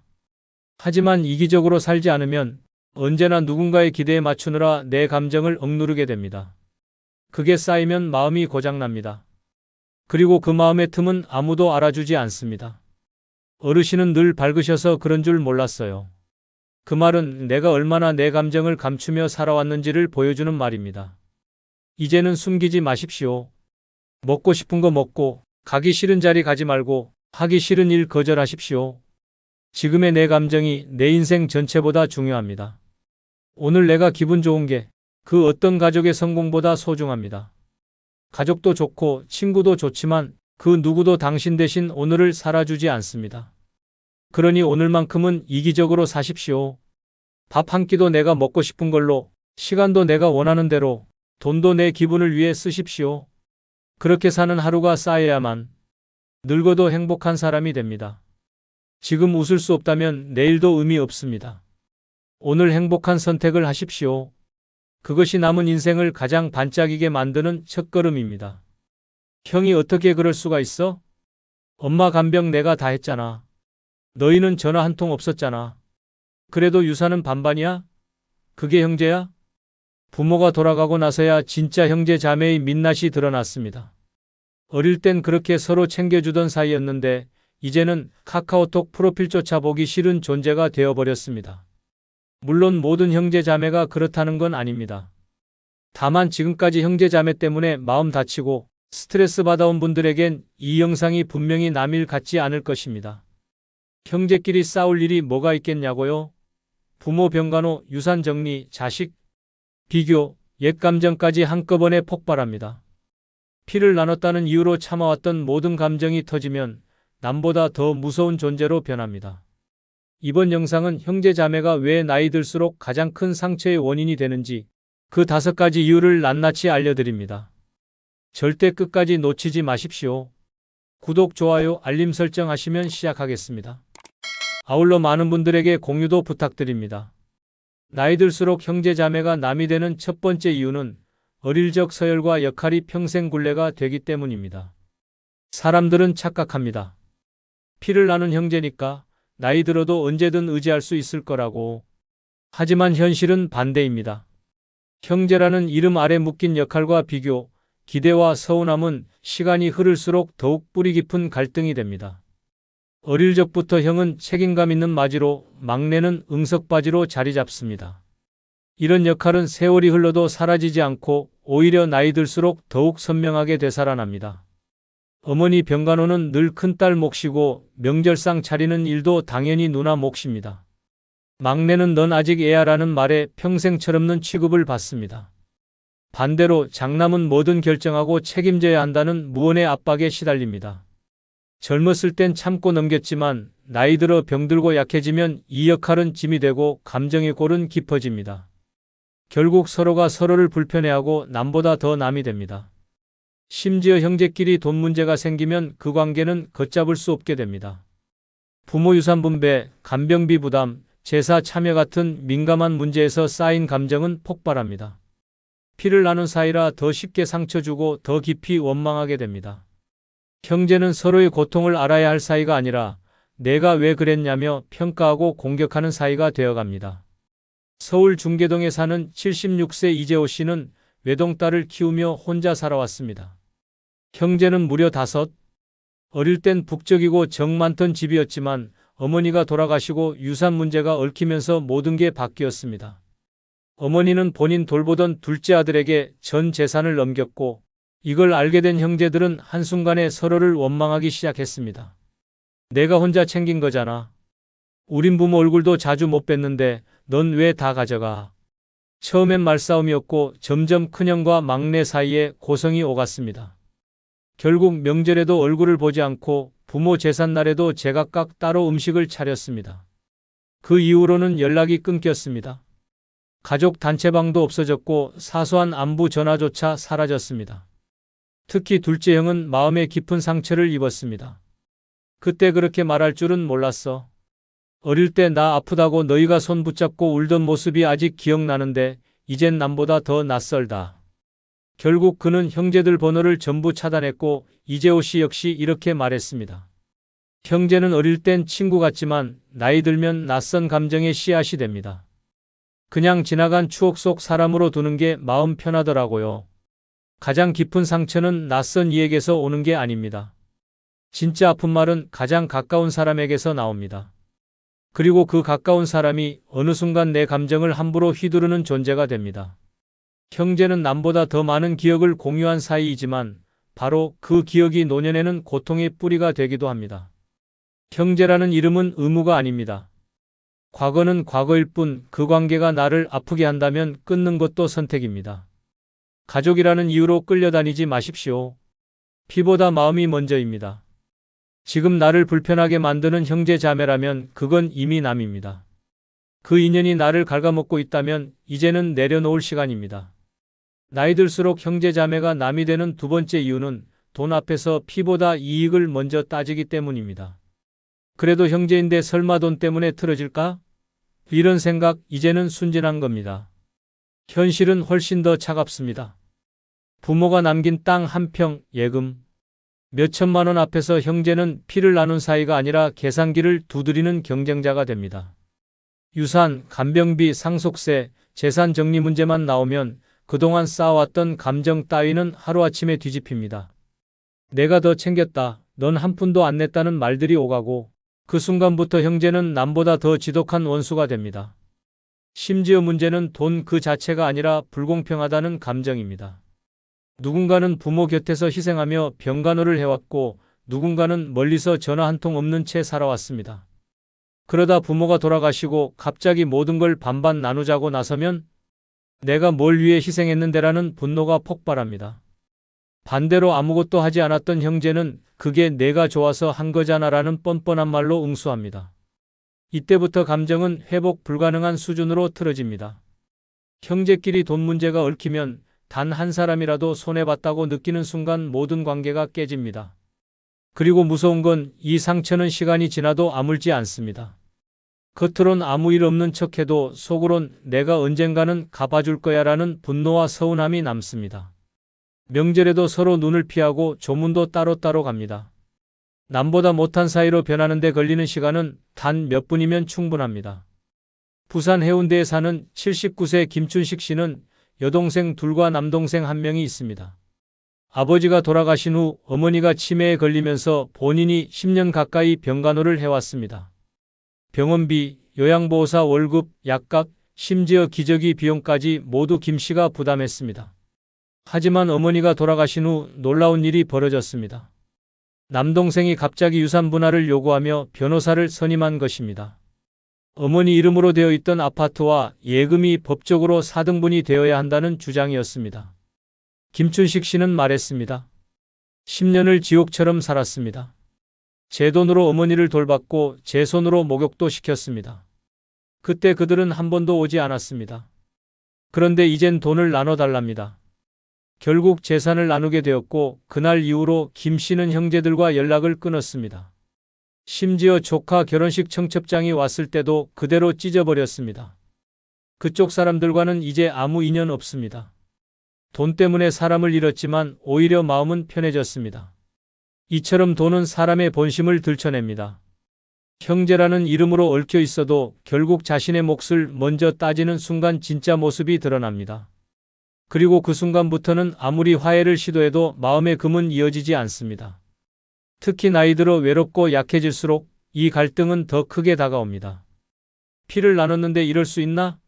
라는 배신감은 더 깊은 상처로 변하고 결국 스스로 마음을 닫게 됩니다. 돈 문제는 인간관계의 진짜 민낯을 드러냅니다.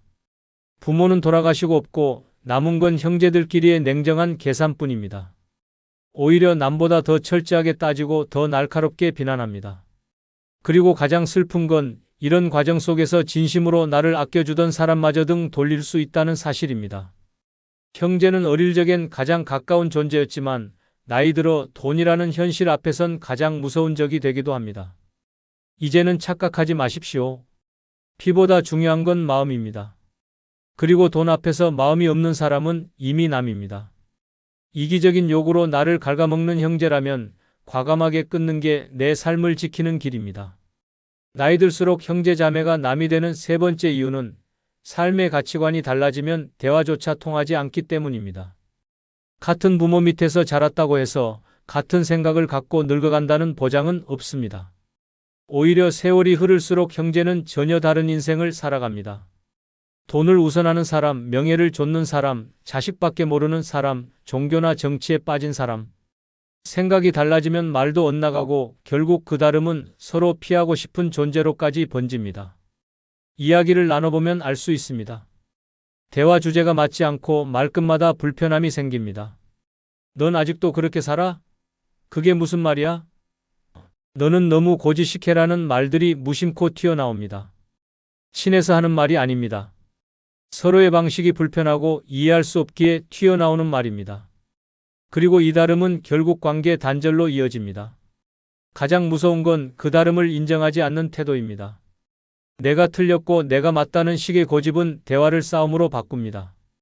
특히 인생 후반부로 갈수록 자신의 가치관에 더 집착하게 되기 때문에 갈등은 점점 더 깊어집니다. 같은 밥을 먹고 자랐어도 삶이 갈라지면 언어도 감정도 공감도 끊어집니다. 결국 가까워야 할 형제는 누구보다 낯선 존재가 됩니다. 대전 유성구에 사는 75세 임경자 씨는 동생들과는 벌써 10년 넘게 왕래가 없습니다. 처음엔 아무 일 아니었습니다. 아버지 제사를 앞두고 모임을 하던 중 둘째 동생이 이제 시대가 바뀌었는데 제사 좀 줄이자고 말했습니다. 이에 대해 임 씨는 부모님께 그렇게 말하지 말라며 강하게 반발했고 막내는 누나가 너무 옛날 사람이라며 불쾌함을 드러냈습니다.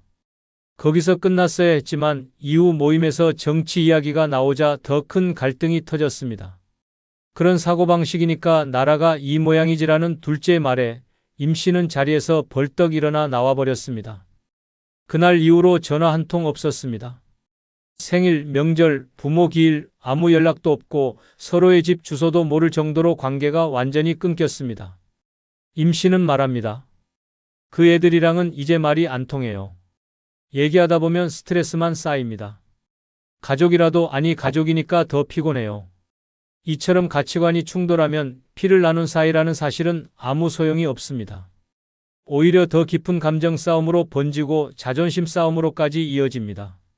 남이라면 무시하고 넘어갈 수 있는 말 한마디가 형제 사이에서는 심장의 못을 박습니다. 그래도 너는 내 동생이잖아. 내가 오빠인데 그건 아니지 같은 말이 오히려 더 큰 분노를 불러옵니다. 서로 다른 생각을 인정하지 않으면 그 사이엔 벽이 생기고 결국엔 아무 말도 하지 않는 관계가 됩니다. 그리고 시간이 지나면 깨닫게 됩니다. 이제는 이 사람들과 대화하고 싶지 않다는 감정. 그 순간부터 형제는 그냥 예전 기억 속 인물이 됩니다. 연락이 와도 받기 싫고 같이 밥을 먹자 해도 마음이 내키지 않습니다. 오히려 낯선 사람들과의 대화가 더 편하게 느껴지고 그들과의 만남이 덜 불편합니다. 이것이 바로 형제자매가 나이 들수록 멀어지는 진짜 이유입니다. 서로가 성장하며 다른 인생을 살았다는 사실 그 자체는 문제가 아닙니다. 진짜 문제는 그 다름을 인정하지 못하고 이해하려 하지 않는 마음입니다. 누군가는 성공했고, 누군가는 실패했고, 누군가는 조용히 살고 있고, 누군가는 늘 뭔가를 증명하려 애쓰고 있습니다. 그 서로 다른 길을 결국 받아들이지 못하는 순간 형제는 남이 됩니다. 그리고 그 남보다 더 불편한 남이 되는 것이 바로 나이든 형제입니다. 옛 추억을 입에 올릴 때마다 감정이 다르고 삶의 해석이 다르고 결국은 갈등만 남습니다. 그럴 바엔 그냥 추억 속에만 남기는 것이 더 낫습니다. 형제는 과거의 공감이지 미래의 대화 상대는 아닐 수도 있습니다. 이걸 받아들일 줄 아는 사람이 마음이 편한 노년을 살아갑니다. 나이 들수록 형제자매가 남이 되는 네 번째 이유는 자식 문제로 감정의 칼날이 드러나기 때문입니다. 가장 가까운 가족 사이에서 가장 무서운 말은 내 자식은 왜 그래? 입니다. 자식은 곧 부모의 자존심이고 삶의 전부이기도 합니다. 그런데 그 자식을 평가받는 순간 그 누구보다 가까웠던 형제는 단숨에 적이 됩니다. 칭찬이든 비교든 충고든 상관없습니다. 자식을 언급하는 순간 그 말은 칼이 되고 가슴에 깊은 상처를 남깁니다. 처음엔 별것 아니었습니다. 조카는 아직도 취직 못했대? 내 딸은 왜 결혼을 안 해? 이런 말들이 형제들 사이에서 오갔습니다. 농담 반 진담 반으로 시작했지만 들은 쪽은 피가 거꾸로 솟습니다. 그때부터입니다. 안부 연락은 점점 줄고 명절에도 밥상머리에 앉기 불편해집니다. 누구는 자식 자랑을 늘어놓고 누구는 침묵합니다. 그 침묵 안에 부끄러움, 자격지심, 분노가 뒤엉켜 폭발할 듯이 웅크려 있습니다. 형제끼리 자식 얘기를 하는 건 마치 지뢰밭을 걷는 것과 같습니다. 언제 어디서 터질지 모르는 민감한 감정의 지뢰가 깔려 있습니다. 특히 형제 중 누군가는 자식이 유학을 갔다거나 대기업에 들어갔다고 자랑하고 또 누군가는 취업이 안 되거나 이혼을 겪은 상황이라면 그 대화는 고문이 됩니다. 속으로는 자랑 좀 작작하지, 우리 애가 그럴 수도 있지 하며 이를 악물고 있지만 겉으론 억지로 웃고 있습니다. 그렇게 마음은 조용히 멀어져 갑니다. 강원도 춘천에 사는 78세 박순자 씨는 여동생 셋과 사이가 좋았습니다. 늘 모이면 수다 산매경이었고 명절마다 번갈아가며 집을 오갔습니다. 하지만 모든 게 바뀐 건 막내딸의 이혼 소식이 퍼진 이후였습니다.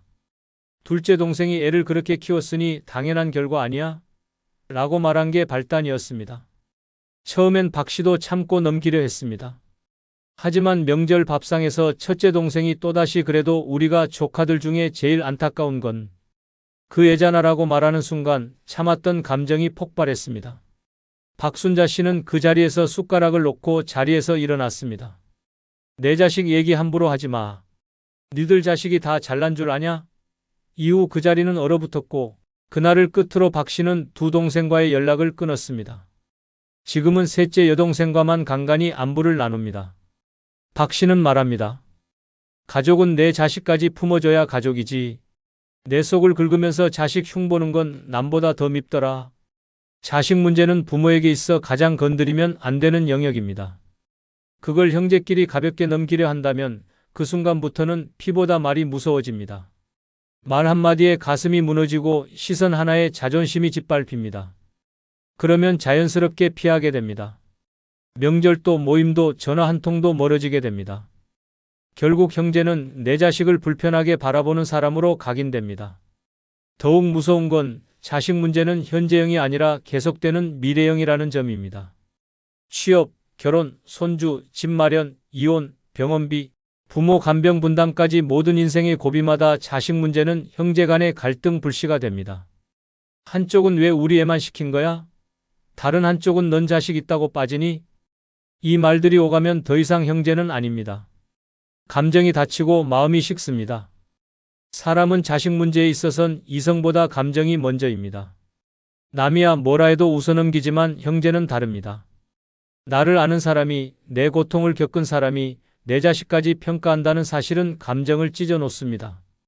그래서 결국 나이 들수록 자식 이야기는 금기어가 되고 그 금기를 깬 형제는 남이 됩니다. 이제는 깨달아야 합니다. 자식 문제로 무너지는 관계는 다시 쌓기도 어렵고 쌓을 필요도 없습니다. 그 사람과 만나면 마음이 불편하고 자식 이야기가 나오면 속이 상한다면 더 이상 그 관계는 유지할 이유가 없습니다. 형제라고 다 품을 수는 없습니다. 자식을 품지 못하는 형제는 결국 내 삶에서 멀어져야 할 사람입니다. 피보다 더 강한 건 감정입니다. 그리고 그 감정을 지켜줄 사람만이 노년에 진짜 내 곁에 남을 수 있습니다. 나이 들수록 형제 자매가 남이 되는 5번째 이유는 부모의 마지막까지 정리한 사람만 모든 원망을 떠안기 때문입니다. 당신도 겪어보셨을 겁니다. 부모가 병들고 거동이 불편해지고 결국 요양병원이나 장례식장을 오가야 할 시점이 오면 이상하게 형제들은 하나둘 사라집니다. 겉으로는 내가 멀어서 바빠서 정신이 없어서라고 말하지만 결국 그 힘든 시간엔 단 한 사람만 남습니다. 그리고 그 한 사람에게 모든 간병, 비용, 장례, 정리, 후속 처리까지 떠넘긴 채 나머지 형제는 뒤에서 손가락질을 시작합니다. 그렇게 처리하는 게 맞았냐? 왜 그 병원에 모셨냐? 엄마 유품은 왜 그리 정리했냐? 아버지 마지막 입원비는 누가 냈냐? 그때부터입니다. 부모의 마지막을 책임진 사람은 은혜도 아닌 원망을 받기 시작합니다. 가장 많이 희생한 사람이 가장 외롭고 억울한 자리에 서게 됩니다. 경기도 파주에 사는 74세 정미숙 씨는 8년 전부터 어머니를 모시며 살아왔습니다.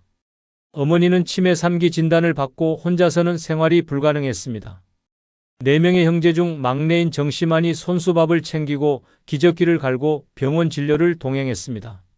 한 달에 평균 90만 원씩 간병비가 나갔고 동생들은 그 사실을 알면서도 다음 달에 보탤게라는 말만 되풀이했습니다. 그러다 어머니가 돌아가시고 정 씨는 장례 준비까지 혼자 감당했습니다. 그제서야 형제들이 장례식장에 나타났습니다. 그리고 충격적인 말을 던졌습니다. 왜 엄마 유언장을 정리 안 했냐? 집 정리는 왜 내가 마음대로 했냐? 돈 쓴 내역 영수증 다 모아와라. 그 순간 정 씨는 울고 싶었습니다. 내가 뭘 잘못했는지 모르겠다는 말이 입 밖으로 새어나왔고 형제들은 서로 얼굴을 붉히며 다퉜습니다. 결국 정 씨는 어머니의 사망 이후 형제들과 연락을 끊었습니다. 통화는 물론 문자도 차단했습니다. 피를 나눈 사이였지만 마음은 다 남이었다는 말을 마지막으로 남기고 지금은 조용히 혼자 지냅니다. 정 씨는 말합니다. 내가 다 책임졌는데 돌아온 건 고맙다는 말이 아니라 왜 그렇게 했냐는 따가운 말뿐이었다. 이젠 가족이고 뭐고 믿지 않는다. 이처럼 부모의 마지막을 정리한 사람은 형제들 사이에서 잔소리 듣는 사람, 뒤끝 남는 사람, 책임 떠하는 사람으로 남습니다. 그 순간부터 사랑은 없고 의심과 불신만 남습니다. 그렇게 마음의 문은 닫히고 형제는 남이 됩니다. 형제 사이가 갈라지는 건 큰 사건이 아닙니다. 부모의 죽음 앞에서 드러나는 무책임과 뻔뻔함, 그리고 그걸 혼자 감당한 사람에게 던지는 싸늘한 말 한마디가 관계를 파괴합니다. 누구도 그동안의 희생은 기억하지 않고 남은 재산과 의무만 가지고 계산기를 두드립니다. 형제는 함께 부모를 보내야 할 사람이지만 현실은 다릅니다. 누군가는 말없이 책임지고 누군가는 뒤에서 평가하며 누군가는 아예 얼굴조차 비추지 않습니다. 그리고 끝나고 나면 그 침묵의 죄책감은 오히려 억지주장으로 뒤바뀝니다. 그때 왜 내게 한마디 상의도 안 했냐? 엄마가 원한 건 그게 아니었을 거다는 말은 모든 걸 감당한 사람을 절망에 빠뜨립니다. 결국 나이 들수록 우리는 깨닫게 됩니다. 가족이라는 이름이 모든 것을 덮어주지 않는다는 걸, 피를 나눴다고 해서 마음까지 나눈 건 아니라는 걸, 부모를 떠나보낸 그 순간 남은 건 추억이 아니라 상처이고 형제는 의지처가 아니라 감정을 짓누르는 존재일 수 있다는 걸 부모의 마지막을 정리한 사람만이 알게 됩니다.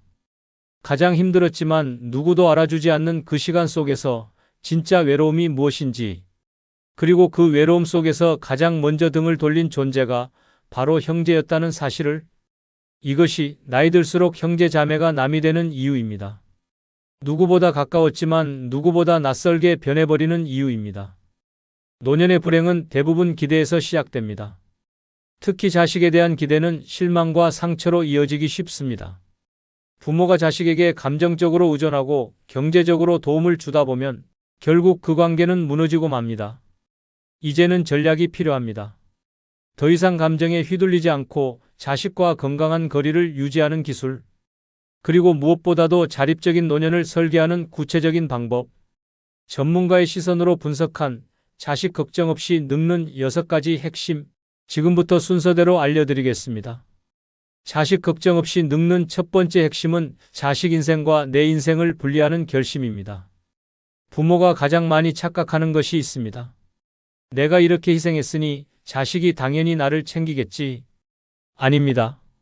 자식은 효자가 아니라 자기 인생을 살아가는 독립된 성인일 뿐입니다. 그 인생에 개입하거나 기대하는 순간 부모의 노후는 무너집니다. 자식에게 바라는 순간 마음이 약해집니다. 바람은 실망을 낳고 실망은 상처가 됩니다. 상처는 원망이 되고 원망은 결국 부모-자식 관계를 병들게 만듭니다. 그러니 가장 먼저 해야 할 일은 내 인생 따로, 자식 인생 따로라는 철저한 분리선언입니다.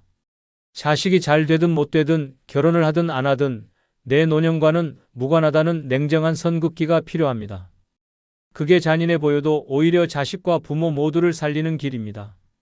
기대하지 않으면 실망하지 않고 비교하지 않으면 불행하지 않습니다. 하지만 말처럼 쉽지 않습니다. 부모 마음이 어디 그렇습니까? 늘 자식 걱정으로 하루가 시작되고 잠들기 전까지도 애는 밥은 먹었을까, 직장은 괜찮을까 생각하게 됩니다. 그렇기 때문에 결심이 아니라 훈련이 필요합니다.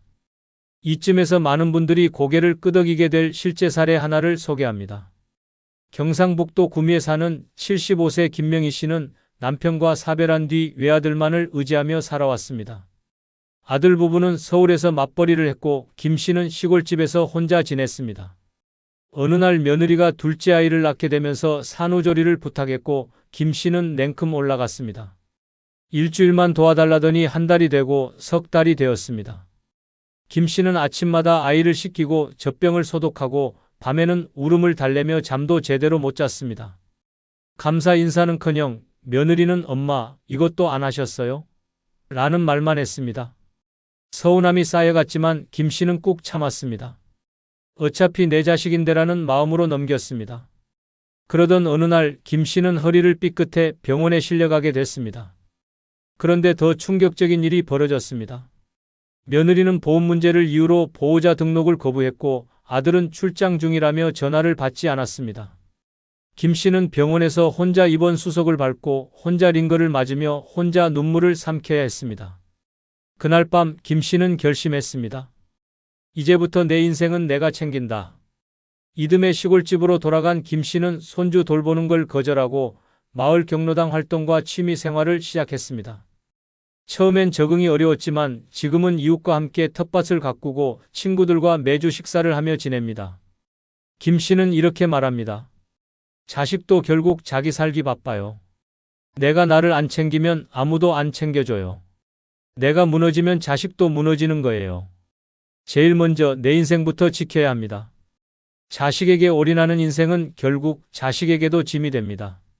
내가 나를 돌봐야 자식도 편합니다. 그러니 늙어서 가장 먼저 해야 할 일은 바로 이것입니다. 자식 인생은 자식 목, 내 인생은 내 목. 선을 긋고 마음을 비우는 단호함. 이 결심이 노후를 지키는 첫 번째 핵심입니다. 자식 걱정 없이 늙는 두 번째 핵심은 돈이 있어도 안 주는 습관을 들이는 것입니다. 지금 가진 돈이 적든 많든 상관없습니다. 중요한 건 자식에게 안 줄 수 있는가입니다. 돈이 없어서 못 주는 건 차라리 다행입니다. 문제는 돈이 있음에도 불구하고 결국 못 참고 주는 부모 마음입니다. 그 순간부터 노후는 자식의 눈치를 보게 되고 부모는 현금 지급기로 전락합니다. 많은 부모들이 이렇게 말합니다. 내가 줄 수 있을 때 도와줘야지. 하지만 정말 줄 수 있을 때 주는 건 단순한 도움이 아니라 책임을 대신 지워주는 일입니다. 자식 인생에 부모가 간섭하는 가장 확실한 방법은 돈입니다. 그 순간부터 자식은 결정권을 부모에게 넘기고 부모는 인생 전체를 책임져야 합니다. 노년에 가장 위험한 말이 있습니다. 이번만 도와주자. 이 한마디가 반복되면 도와주는 게 아니라 의무가 됩니다. 부모 입장에서는 용돈이고 선심이지만 자식 입장에서는 생활비이고 구조입니다. 한번 구조의 맛을 들인 자식은 다시는 스스로 헤엄치려 하지 않습니다. 서울 송파구에 사는 79세 박영자 씨는 은퇴 후 모은 2억 원을 자식 셋에게 7천, 6천씩 나눠줬습니다. 큰아들은 전세금 보태겠다고 했고 둘째는 가게 차리겠다고 했습니다. 막내는 대출 갚고 차를 바꾸겠다고 했습니다. 당시 박 씨는 다들 열심히 살 테니 곧 갚겠지라는 기대를 걸었습니다. 하지만 1년이 지나도 2년이 지나도 돈은 돌아오지 않았습니다. 큰아들은 이사를 가고 연락이 뜸해졌고 둘째는 사업에 실패해 연락이 끊겼으며 막내는 요즘 사정이 어렵다는 말만 반복했습니다. 박 씨는 병원비가 필요해 큰아들에게 전화를 걸었습니다. 하지만 돌아온 말은 요즘 나도 힘들어였습니다. 결국 박 씨는 치과 치료를 포기하고 통증을 참고 살았습니다. 친구들에게는 이런 말도 못했습니다. 자식이 챙겨줄 거라 생각했던 내가 바보였지. 결국 박 씨는 남은 돈 2천만 원으로 작은 임대 아파트에 전세를 얻어 이사했습니다. 그리고 결심했습니다. 이 돈은 죽을 때까지 내 병원비로만 쓴다. 이후 그는 어떤 자식의 부탁에도 돈을 꺼내지 않았고 지금은 매달 적은 연금과 저축 이자로 조용히 살고 있습니다. 그는 주변 사람들에게 이렇게 말합니다. 돈이 없어서 자식한테 눈치 보는 게 아니야. 돈이 있어도 주는 습관이 무서운 거야. 주면 버릇되고 안 주면 부모답지 않은 게 되는 순간부터 인생 망하는 거야. 돈은 많고 적음의 문제가 아닙니다. 내가 마음대로 쓸 수 있는 돈, 그게 진짜 재산입니다. 자식에게 줄 수 있는 것도 힘이지만 안 주는 것도 지혜입니다. 노년에 자식 걱정 없이 살고 싶다면 가장 먼저 해야 할 일은 내 돈은 내 삶을 위해 쓰는 것이라는 원칙을 지키는 단호함입니다. 주는 게 사랑이 아닙니다. 안 주는 것이 자식도 부모도 살리는 진짜 사랑입니다. 자식 걱정 없이 늙는 세 번째 핵심은 연락이 끊겨도 덜 외로운 자신만의 삶을 만드는 것입니다. 자식이 매주 연락하고 자주 찾아오고 부모를 챙겨줄 거라는 생각은 이 시대 부모들에게 주어진 환상입니다. 자식들은 이제 너무 바쁩니다. 일에 치이고 자녀 교육에 시달리고 본인들 삶을 꾸리기에도 벅찹니다. 그런 자식에게 왜 연락이 없니라고 묻는 순간 부모는 부담이 되고 자식은 죄책감이 됩니다. 이제는 연락이 끊겨도 멀쩡히 살 수 있는 삶의 구조를 갖춰야 합니다. 혼자서도 잘 먹고 잘 자고 잘 즐길 수 있어야 합니다. 혼밥, 혼행, 혼술이 익숙해야 하고 일주일 내내 자식에게 전화 한 통 없어도 흔들리지 않는 심지가 있어야 합니다. 내가 이렇게까지 했는데 이럴 수가 있냐는 마음은 스스로를 갉아먹는 함정입니다. 지금부터라도 자식이 아닌 나 자신을 중심에 두고 살아야 합니다. 자식에게서 행복을 기대하지 않으면 실망도 외로움도 줄어듭니다. 부산 해운대에 사는 76세 이광순 씨는 아들 셋을 모두 출가시킨 뒤 혼자 살고 있습니다. 막내 아들이 결혼한 뒤부터는 명절에도 연락이 없고 생일에도 문자 하나 없는 경우가 많아졌습니다. 처음엔 자식의 무관심이 가슴을 찔렀습니다. 하루 종일 핸드폰만 바라보다 왜 연락이 없지 하며 눈물도 흘렸습니다. 그러다 어느 날 자신이 너무 비참하게 느껴졌다고 합니다. 내 인생이 왜 자식의 문자 한 통에 흔들려야 하지? 라는 생각이 들면서 삶을 바꾸기로 결심했습니다. 이 씨는 다음날 새벽 시장으로 가서 직접 채소와 과일을 사고 평소 가보고 싶었던 민속화 그리기 강좌를 신청했습니다. 혼자 밥 먹는 게 어색해서 처음엔 도시락을 싸들고 바닷가로 갔습니다. 며칠이 지나자 낯선 노인들과 눈인사를 나누게 되었고 어느 날은 그들과 함께 벤치에 앉아 도시락을 나눠 먹었습니다. 그렇게 매일매일 작은 루틴이 생기고 얼굴이 익은 사람들이 생기며 점점 삶의 온기가 돌기 시작했습니다. 한 달이 지나자 자식의 연락은 여전히 없었지만 마음은 한결 편안해졌습니다. 어느 날은 우연히 식당에서 만난 또래들과 함께 점심을 먹었고 자연스럽게 취미 모임으로까지 이어졌습니다. 그 모임에서 이 씨는 두 번째 인생의 친구들을 만나게 되었습니다. 지금 이 씨는 이렇게 말합니다. 이제는 자식이 전화해도 안 기다려. 나도 바빠. 오늘은 도자기 수업 있고 내일은 강릉 여행 간다니까. 그녀는 더 이상 자식의 말 한마디에 하루의 기분이 좌우되지 않습니다. 그냥 살아있는 것만으로 고맙지 뭘 더 바라냐며 씩 웃습니다. 우리는 너무 오랫동안 자식이 전부라는 프레임 속에서 살아왔습니다. 하지만 이제는 그 프레임에서 벗어나야 합니다. 자식은 내 인생의 일부였을 뿐 내 전부가 되어서는 안 됩니다. 자식에게서 오는 전화가 하루의 기쁨이 아닌 보너스처럼 느껴질 때 진짜 노년의 자립이 시작됩니다. 자식이 없는 날에도 바쁜 사람, 자식이 연락하지 않아도 외롭지 않은 사람, 자식이 미안해하는 마음조차 부담 주지 않는 그런 사람. 그런 부모가 결국 자식에게도 가장 멋진 존재로 남습니다.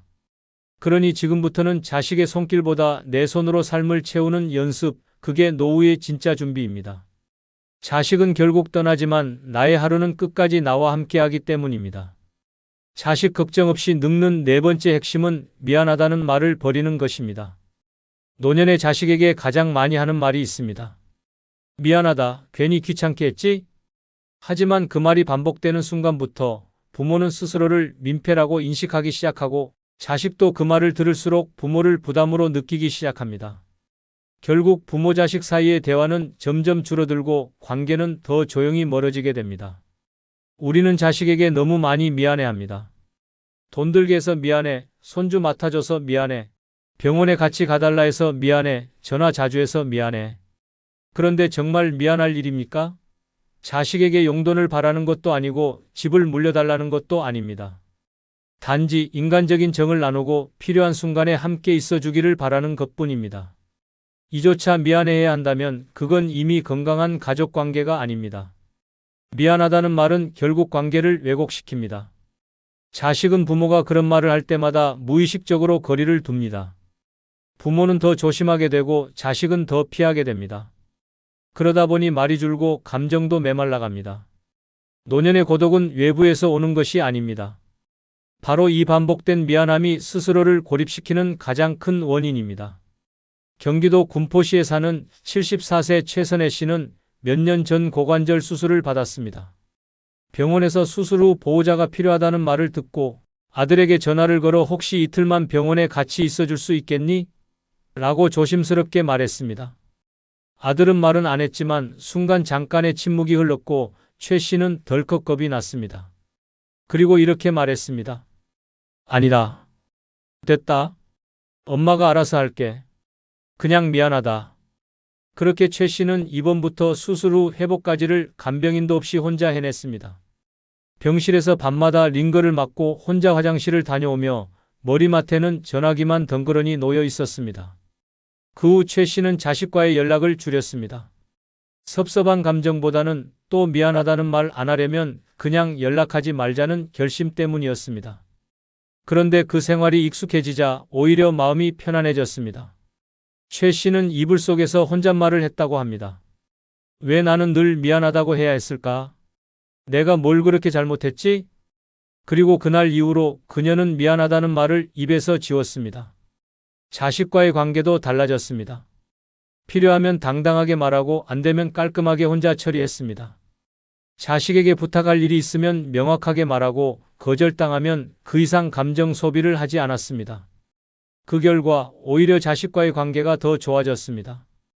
감정 싸움도 줄었고 최 씨도 마음이 상하지 않았습니다. 자식도 그녀를 부담스러워하지 않고 오히려 종종 먼저 연락을 해오는 일이 생겼습니다. 최 씨는 요즘 사람들에게 이렇게 말합니다. 미안하다고 말 안 하니까 자식도 편해하고 나도 편해요. 자식은 내가 짐이 될까봐 걱정했나 봐요. 이제는 딱 서로 필요한 만큼만 연결돼서 좋아요. 부모가 자식에게 해야 할 말은 미안하다가 아니라 고맙다입니다. 필요하면 요구하고 받으면 감사하면 됩니다. 그리고 거절당해도 원망하지 않으면 그 관계는 오래갑니다. 너한테 미안해서 말도 못 꺼내겠다는 말은 이제 그만 접으십시오. 그 말 한마디가 자식을 위축시키고 당신도 작아지게 만듭니다. 노년의 품위는 미안함이 아니라 당당함에서 나옵니다. 자식에게 너무 많이 미안해하는 순간 부모는 스스로 존재를 지워갑니다. 그리고 기억하십시오. 부모는 자식에게 짐이 아닙니다. 그저 삶의 선배일 뿐입니다. 그러니 이제는 죄인처럼 굴지 마세요. 당신은 미안할 일이 없습니다. 당신은 부모입니다. 자식 걱정 없이 늙는 5번째 핵심은 내 삶의 중심을 다시 내 쪽으로 되돌려 놓는 것입니다. 자식이 결혼하고 독립하고 아이 낳고 바빠지는 건 당연한 흐름입니다. 그런데 많은 부모들은 자식이 물리적으로 멀어진 뒤에도 여전히 정신적으로 그들 곁을 맴돕니다. 지금 애들은 뭐하고 있을까? 밥은 잘 챙겨 먹나? 애 키우느라 힘들 텐데. 이렇게 생각만 해도 하루가 다 갑니다. 문제는 그렇게 살다 보면 정작 내 삶은 텅 비어버립니다. 젊을 땐 가족 중심으로 사는 게 맞습니다. 하지만 노년에도 여전히 자식 중심으로 살면 결국 그 자식이 당신의 감정을 지배하게 됩니다. 자식이 기쁘면 웃고, 자식이 힘들면 같이 울고, 자식이 무시하면 스스로를 깎아내리며 자책하게 됩니다. 결국 내 인생의 핸들이 자식 손에 쥐어진 셈입니다. 이제는 그 핸들을 다시 가져와야 합니다. 지금까지는 누구 엄마, 누구 아빠로 살아왔다면 앞으로는 나 자신으로 살아야 할 시간입니다. 내가 좋아하는 걸 하고, 내가 원하는 곳에 가고, 내가 만나고 싶은 사람과 어울리며 살아야 합니다. 대구 수성구에 사는 78세 윤필남 씨는 자식들에게 모든 것을 바쳤습니다. 큰딸은 해외 유학까지 보냈고 작은 아들은 결혼자금에 전세보증금까지 내줬습니다. 본인은 단칸방에서 살면서도 애들만 잘 되면 됐다는 말을 입에 달고 살았습니다. 그런데 자식들이 결혼한 후 윤 씨의 삶은 달라졌습니다. 하루 종일 집에 있어도 누구 하나 찾아오지 않았고 전화벨은 울리지 않았습니다. 윤 씨는 뉴스만 반복해서 보고 냉장고에서 찬밥을 꺼내 혼자 식사를 했습니다. 이따금 자식들에게 전화를 걸었지만 바쁘다는 말만 돌아왔습니다. 엄마, 다음 주에 전화할게요 라는 말이 한 달 넘도록 이어졌고 윤 씨는 어느 순간부터 아예 연락을 끊었습니다. 그는 스스로를 자책하기 시작했습니다. 내가 너무 자식만 보고 살았나? 내 삶이 없었네. 그렇게 멍하니 벽만 바라보던 어느 날 우연히 동네 복지관에 들른 것이 전환점이 되었습니다. 체조 수업이 끝난 후 누군가 같이 김밥 먹고 갈래요? 라고 건넨 말 한마디가 그의 인생을 바꿨습니다. 그날 이후 윤 씨는 주 3회 복지관에 나가고 수요일마다 시청 앞에서 열리는 무료 영화 관람을 다녔습니다. 매일 저녁 스스로 밥상을 차리고 라디오를 들으며 식사를 했습니다. 주말에는 동네 뒷산을 산책하며 길고양이에게 참치캔을 나눠주었습니다. 그렇게 하루를 채우는 삶이 익숙해지자 어느 순간부터 자식 생각이 덜 났습니다. 어느 날 딸에게서 전화가 왔습니다. 엄마, 요즘 왜 전화 안 해? 윤 씨는 웃으며 말했습니다. 엄마 요즘 바빠. 나도 좀 살아야지. 그 말을 들은 딸은 당황했지만 오히려 그 후 자주 연락이 오기 시작했습니다. 윤 씨는 이렇게 말합니다. 자식이 중심일 땐 서운했는데 내가 중심이 되니까 괜찮더라. 자식이 날 찾으면 반갑고 안 찾으면 그냥 나대로 살아. 그렇습니다. 자식은 내 인생의 전부가 아닙니다. 내 삶의 한 시절이었을 뿐입니다. 그 시절은 이제 지나갔고 지금은 새로운 계절이 온 것입니다. 그 계절을 혼자 맞이하더라도 따뜻하게 보낼 수 있는 사람이 돼야 합니다. 핵심은 간단합니다. 자식이 나를 중심에 두지 않듯 나도 자식을 내 삶의 중심에서 내려놓아야 합니다. 그 자리에 내가 좋아하는 취미, 내가 함께하고 싶은 사람, 내가 원하는 생활 리듬을 다시 놓아야 합니다. 이제 남은 삶은 누구의 부모가 아니라 오롯이 나로서 살아야 할 시간입니다. 그 순간부터 자식 걱정은 자연스럽게 당신의 인생에서 사라지게 될 것입니다.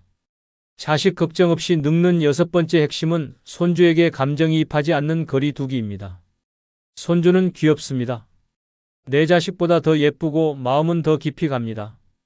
그래서 많은 부모들이 자식의 부탁이 없어도 먼저 손주 교육에 관여하고 용돈을 챙기고 아이의 미래까지 걱정합니다.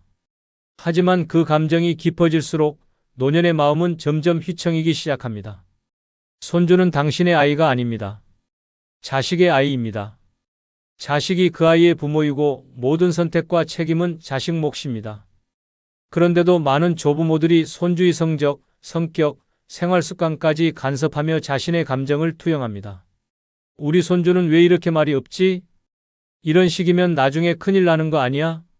엄마가 너무 방치하는 것 같아. 이런 생각은 조용히 쌓였다가 결국 자식과의 갈등으로 폭발하게 됩니다. 경기도 시흥에 사는 73세 안경숙 씨는 손주 둘을 일주일에 3번 돌봐주며 살아왔습니다. 딸 부부가 맞벌이를 하다 보니 자연스럽게 등하교와 학원 차량 픽업, 저녁까지 챙기는 일이 일상이 되었습니다. 처음엔 기쁘고 보람이 있었습니다. 그런데 2년쯤 지나자 마음속에서 알 수 없는 서운함이 밀려왔습니다. 딸 부부는 고맙다는 말도 점점 줄었고 손주는 사춘기가 오면서 짜증도 늘었습니다. 할머니, 이거 왜 해요? 엄마가 하라는 대로 해줘요. 이런 말 한마디에 이 씨는 자신이 남이 된 듯한 기분을 느꼈습니다.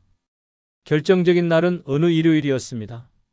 손주가 아이스크림을 먹다가 소파에 흘렸고 이 씨가 조심스럽게 주의를 줬습니다. 다음부턴 식탁에서 먹자.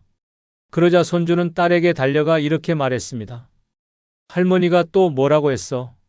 집에 오기 싫어. 그날 밤 이 씨는 잠을 이루지 못했습니다. 내가 뭘 그렇게 잘못했지? 내가 뭘 그렇게 간섭했지?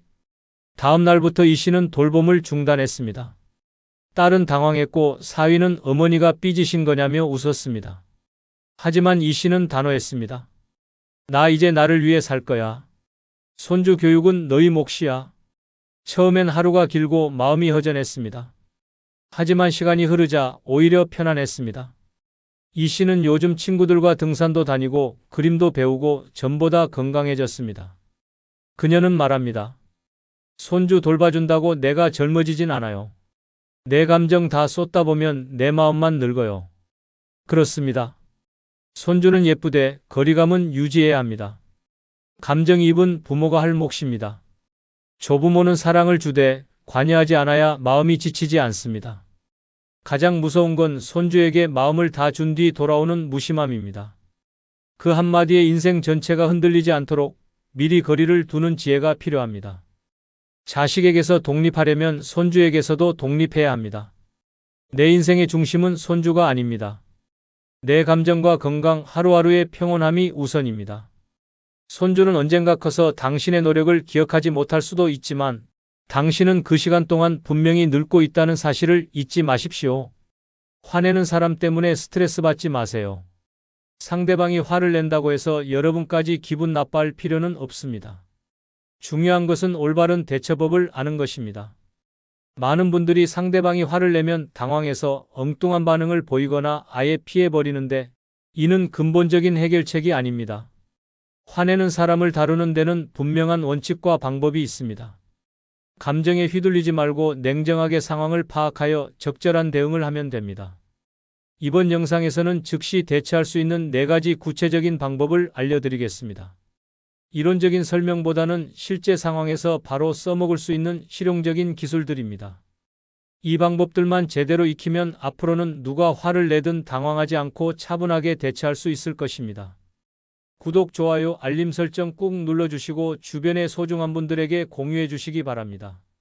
욱하고 화 잘 내는 사람에게 현명한 첫 번째 대처법은 공감과 이해를 표현하는 것입니다. 나이가 들수록 주변 사람들과의 관계에서 서로를 이해하는 것이 얼마나 중요한지 더욱 깨닫게 됩니다.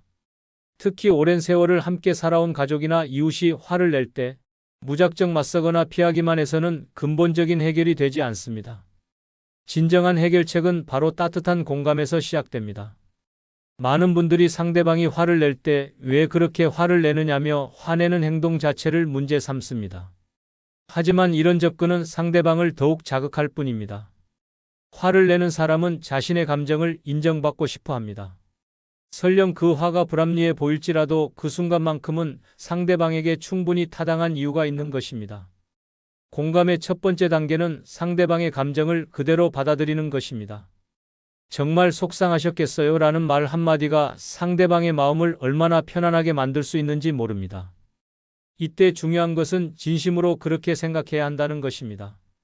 억지로 하는 공감은 오히려 상대방을 더욱 화나게 만들 수 있습니다. 예를 들어 남편이 직장에서 스트레스를 받고 집에 와서 화를 낼 때를 생각해 보세요. 오늘 하루 정말 힘드셨겠어요? 라고 말하면서 어깨를 살짝 토닥여주는 것만으로도 상황은 완전히 달라집니다. 남편은 자신의 고생을 알아주는 아내가 있다는 것에 위안을 받고 화도 자연스럽게 가라앉게 됩니다. 공감의 두 번째 단계는 상대방의 입장에서 상황을 이해하려고 노력하는 것입니다. 그런 상황에서는 누구나 화가 날 수 있어요 라고 말하면서 상대방의 감정을 정당화해 주세요. 이것이 바로 공감의 핵심입니다. 상대방이 틀렸다고 생각하더라도 그 순간만큼은 상대방의 편에 서서 이해하려고 노력하는 것입니다. 평생을 살아오면서 우리는 수많은 사람들과 관계를 맺어왔습니다. 그 과정에서 배운 가장 중요한 지혜 중 하나가 바로 상대방의 마음을 읽는 능력입니다. 화가 난 사람의 표정과 목소리 톤을 보면 그 사람이 얼마나 힘든지 알 수 있습니다. 이런 관찰력을 바탕으로 적절한 공감을 표현하는 것이 중요합니다.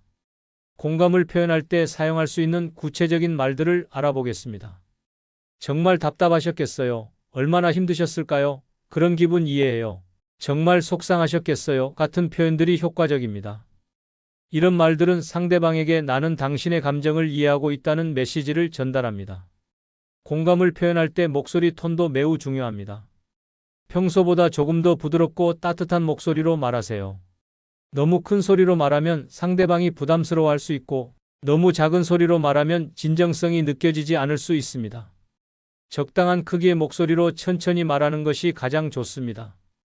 몸짓 역시 공감을 전달하는 중요한 수단입니다. 상대방에게 다가가서 어깨를 가볍게 토닥이거나 손을 잡아주는 것도 좋습니다.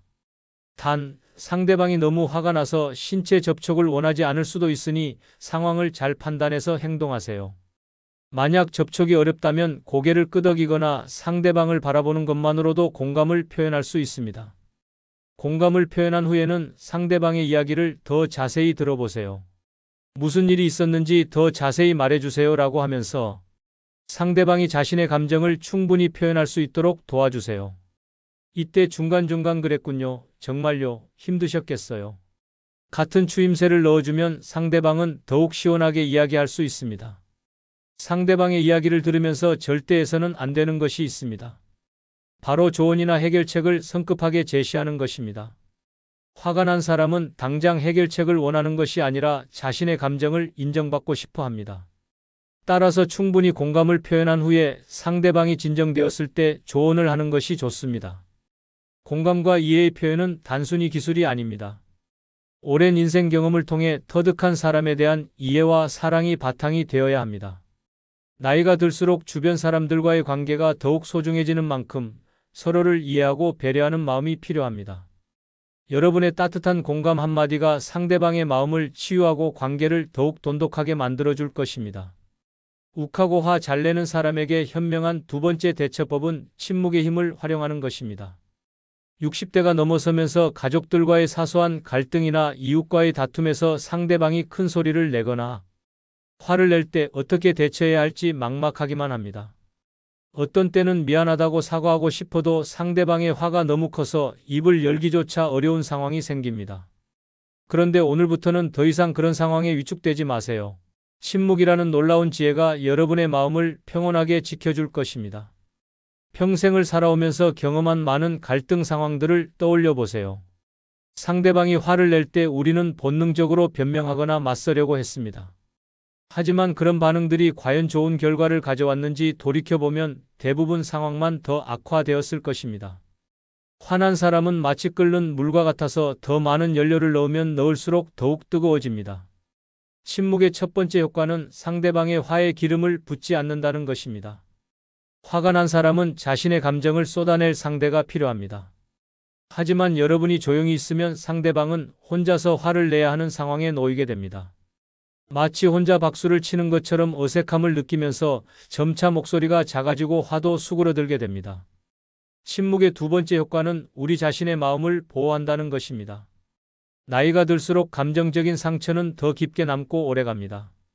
젊었을 때는 금세 잊을 수 있었던 말들도 이제는 며칠씩 가슴에 남아 잠을 설치게 만듭니다. 침묵을 지키면 불필요한 말다툼에 휘말리지 않고 마음의 평화를 유지할 수 있습니다. 그렇다면 어떻게 침묵을 지켜야 할까요? 첫째, 상대방이 화를 내기 시작하면 마음속으로 천천히 숫자를 세어보세요. 하나, 둘, 셋 하면서 마음을 진정시키고 말하고 싶은 충동을 억누르는 것입니다. 둘째, 상대방의 눈을 직접 바라보지 마세요. 정면으로 시선을 맞추면 도전적으로 보일 수 있으니 살짝 옆을 바라보거나 바닥을 내려다보는 것이 좋습니다. 셋째, 손을 자연스럽게 앞으로 모으고 어깨에 힘을 빼세요. 긴장된 자세는 상대방에게 적대감을 전달할 수 있습니다. 넷째, 가능하다면 의자에 앉아서 대화하세요.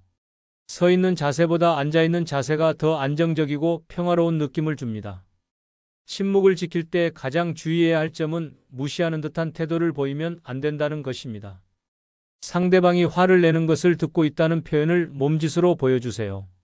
고개를 가끔 끄덕이거나 하는 작은 추임새를 넣는 것도 좋습니다. 이렇게 하면 상대방은 자신의 말을 무시당하지 않는다고 느끼면서도 점차 화가 가라앉게 됩니다. 침묵의 시간은 보통 3분에서 5분 정도가 적당합니다. 너무 오래 침묵하면 상대방이 더욱 답답해할 수 있습니다. 상대방의 목소리 톤이 낮아지고 말의 속도가 느려지면 화가 가라앉고 있다는 신호입니다. 숨을 고르는 소리가 들리거나 한숨을 내쉬면 침묵을 끝낼 타이밍입니다. 침묵 후 첫 마디는 매우 중요합니다. 말한 내용을 잘 들었습니다 라고 차분하게 시작하세요. 이 한마디로 상대방은 자신의 이야기를 끝까지 들어주었다는 느낌을 받게 됩니다. 그 다음에는 정말 힘드셨겠어요 라며 공감을 표현하거나 어떤 부분이 가장 속상했나요 라며 구체적인 질문을 던지세요. 침묵의 힘을 활용하는 것은 단순히 참는 것이 아닙니다. 오랜 인생 경험으로 터득한 지혜를 발휘하여 상황을 슬기롭게 조절하는 것입니다.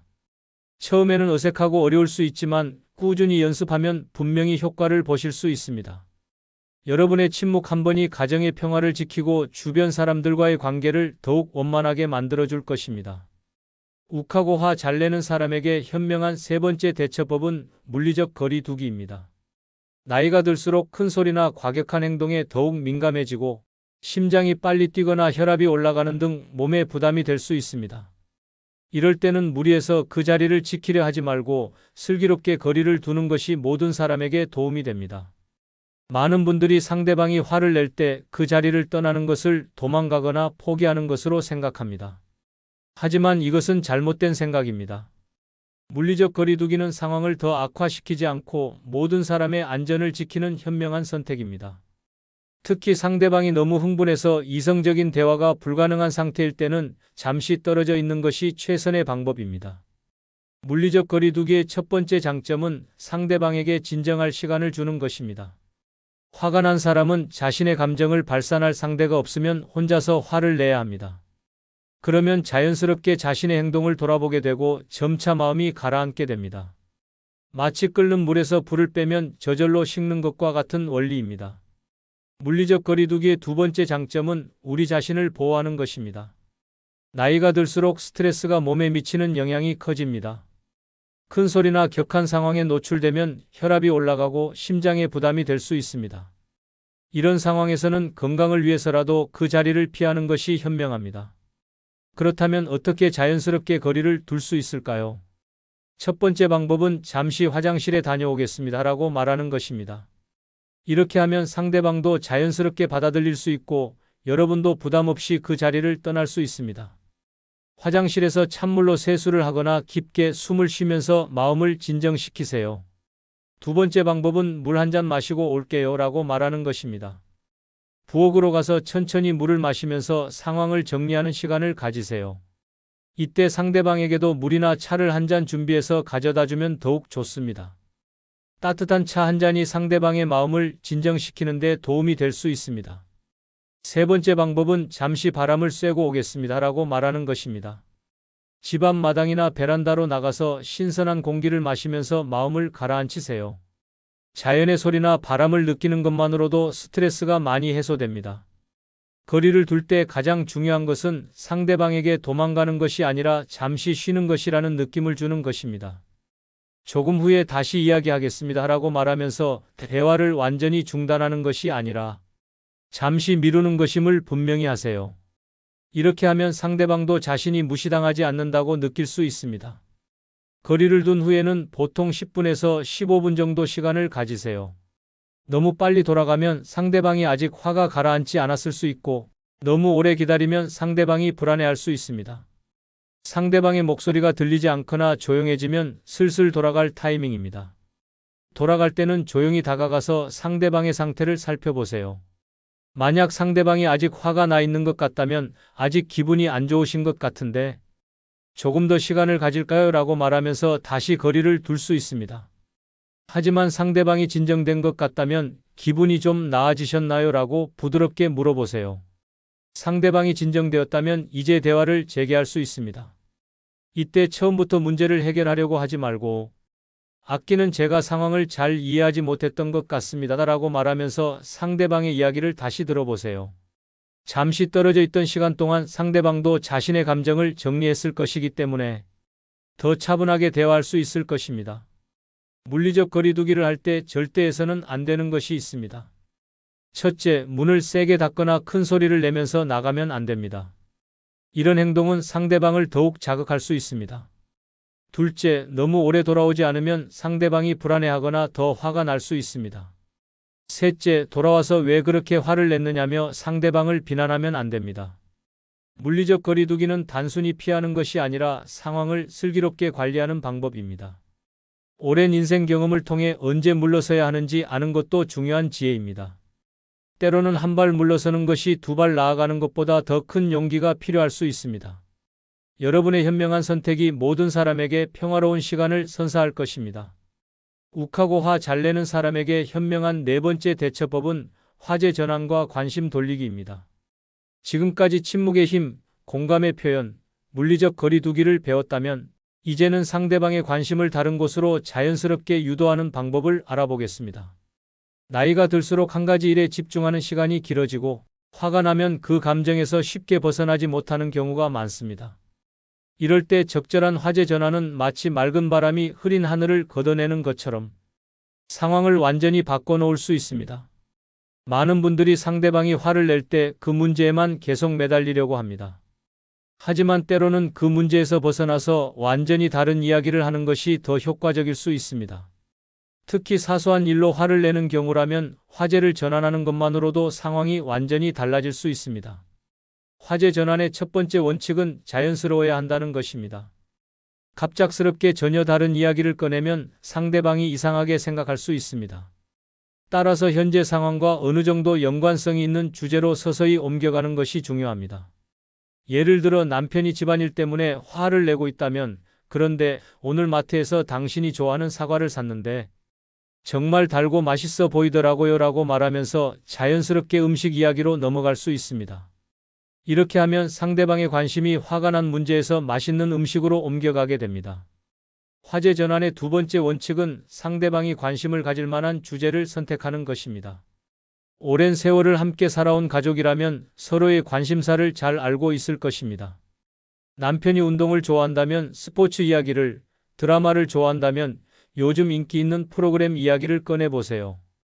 그런데 어제 뉴스에서 봤는데 요즘 우리 동네에 새로운 산책로가 생겼다고 하더라고요. 날씨도 좋은데 함께 한번 가볼까요? 라고 말하면서 산책 이야기로 넘어가는 것도 좋은 방법입니다. 이렇게 하면 상대방의 관심이 화가 난 문제에서 즐거운 활동으로 옮겨가게 됩니다.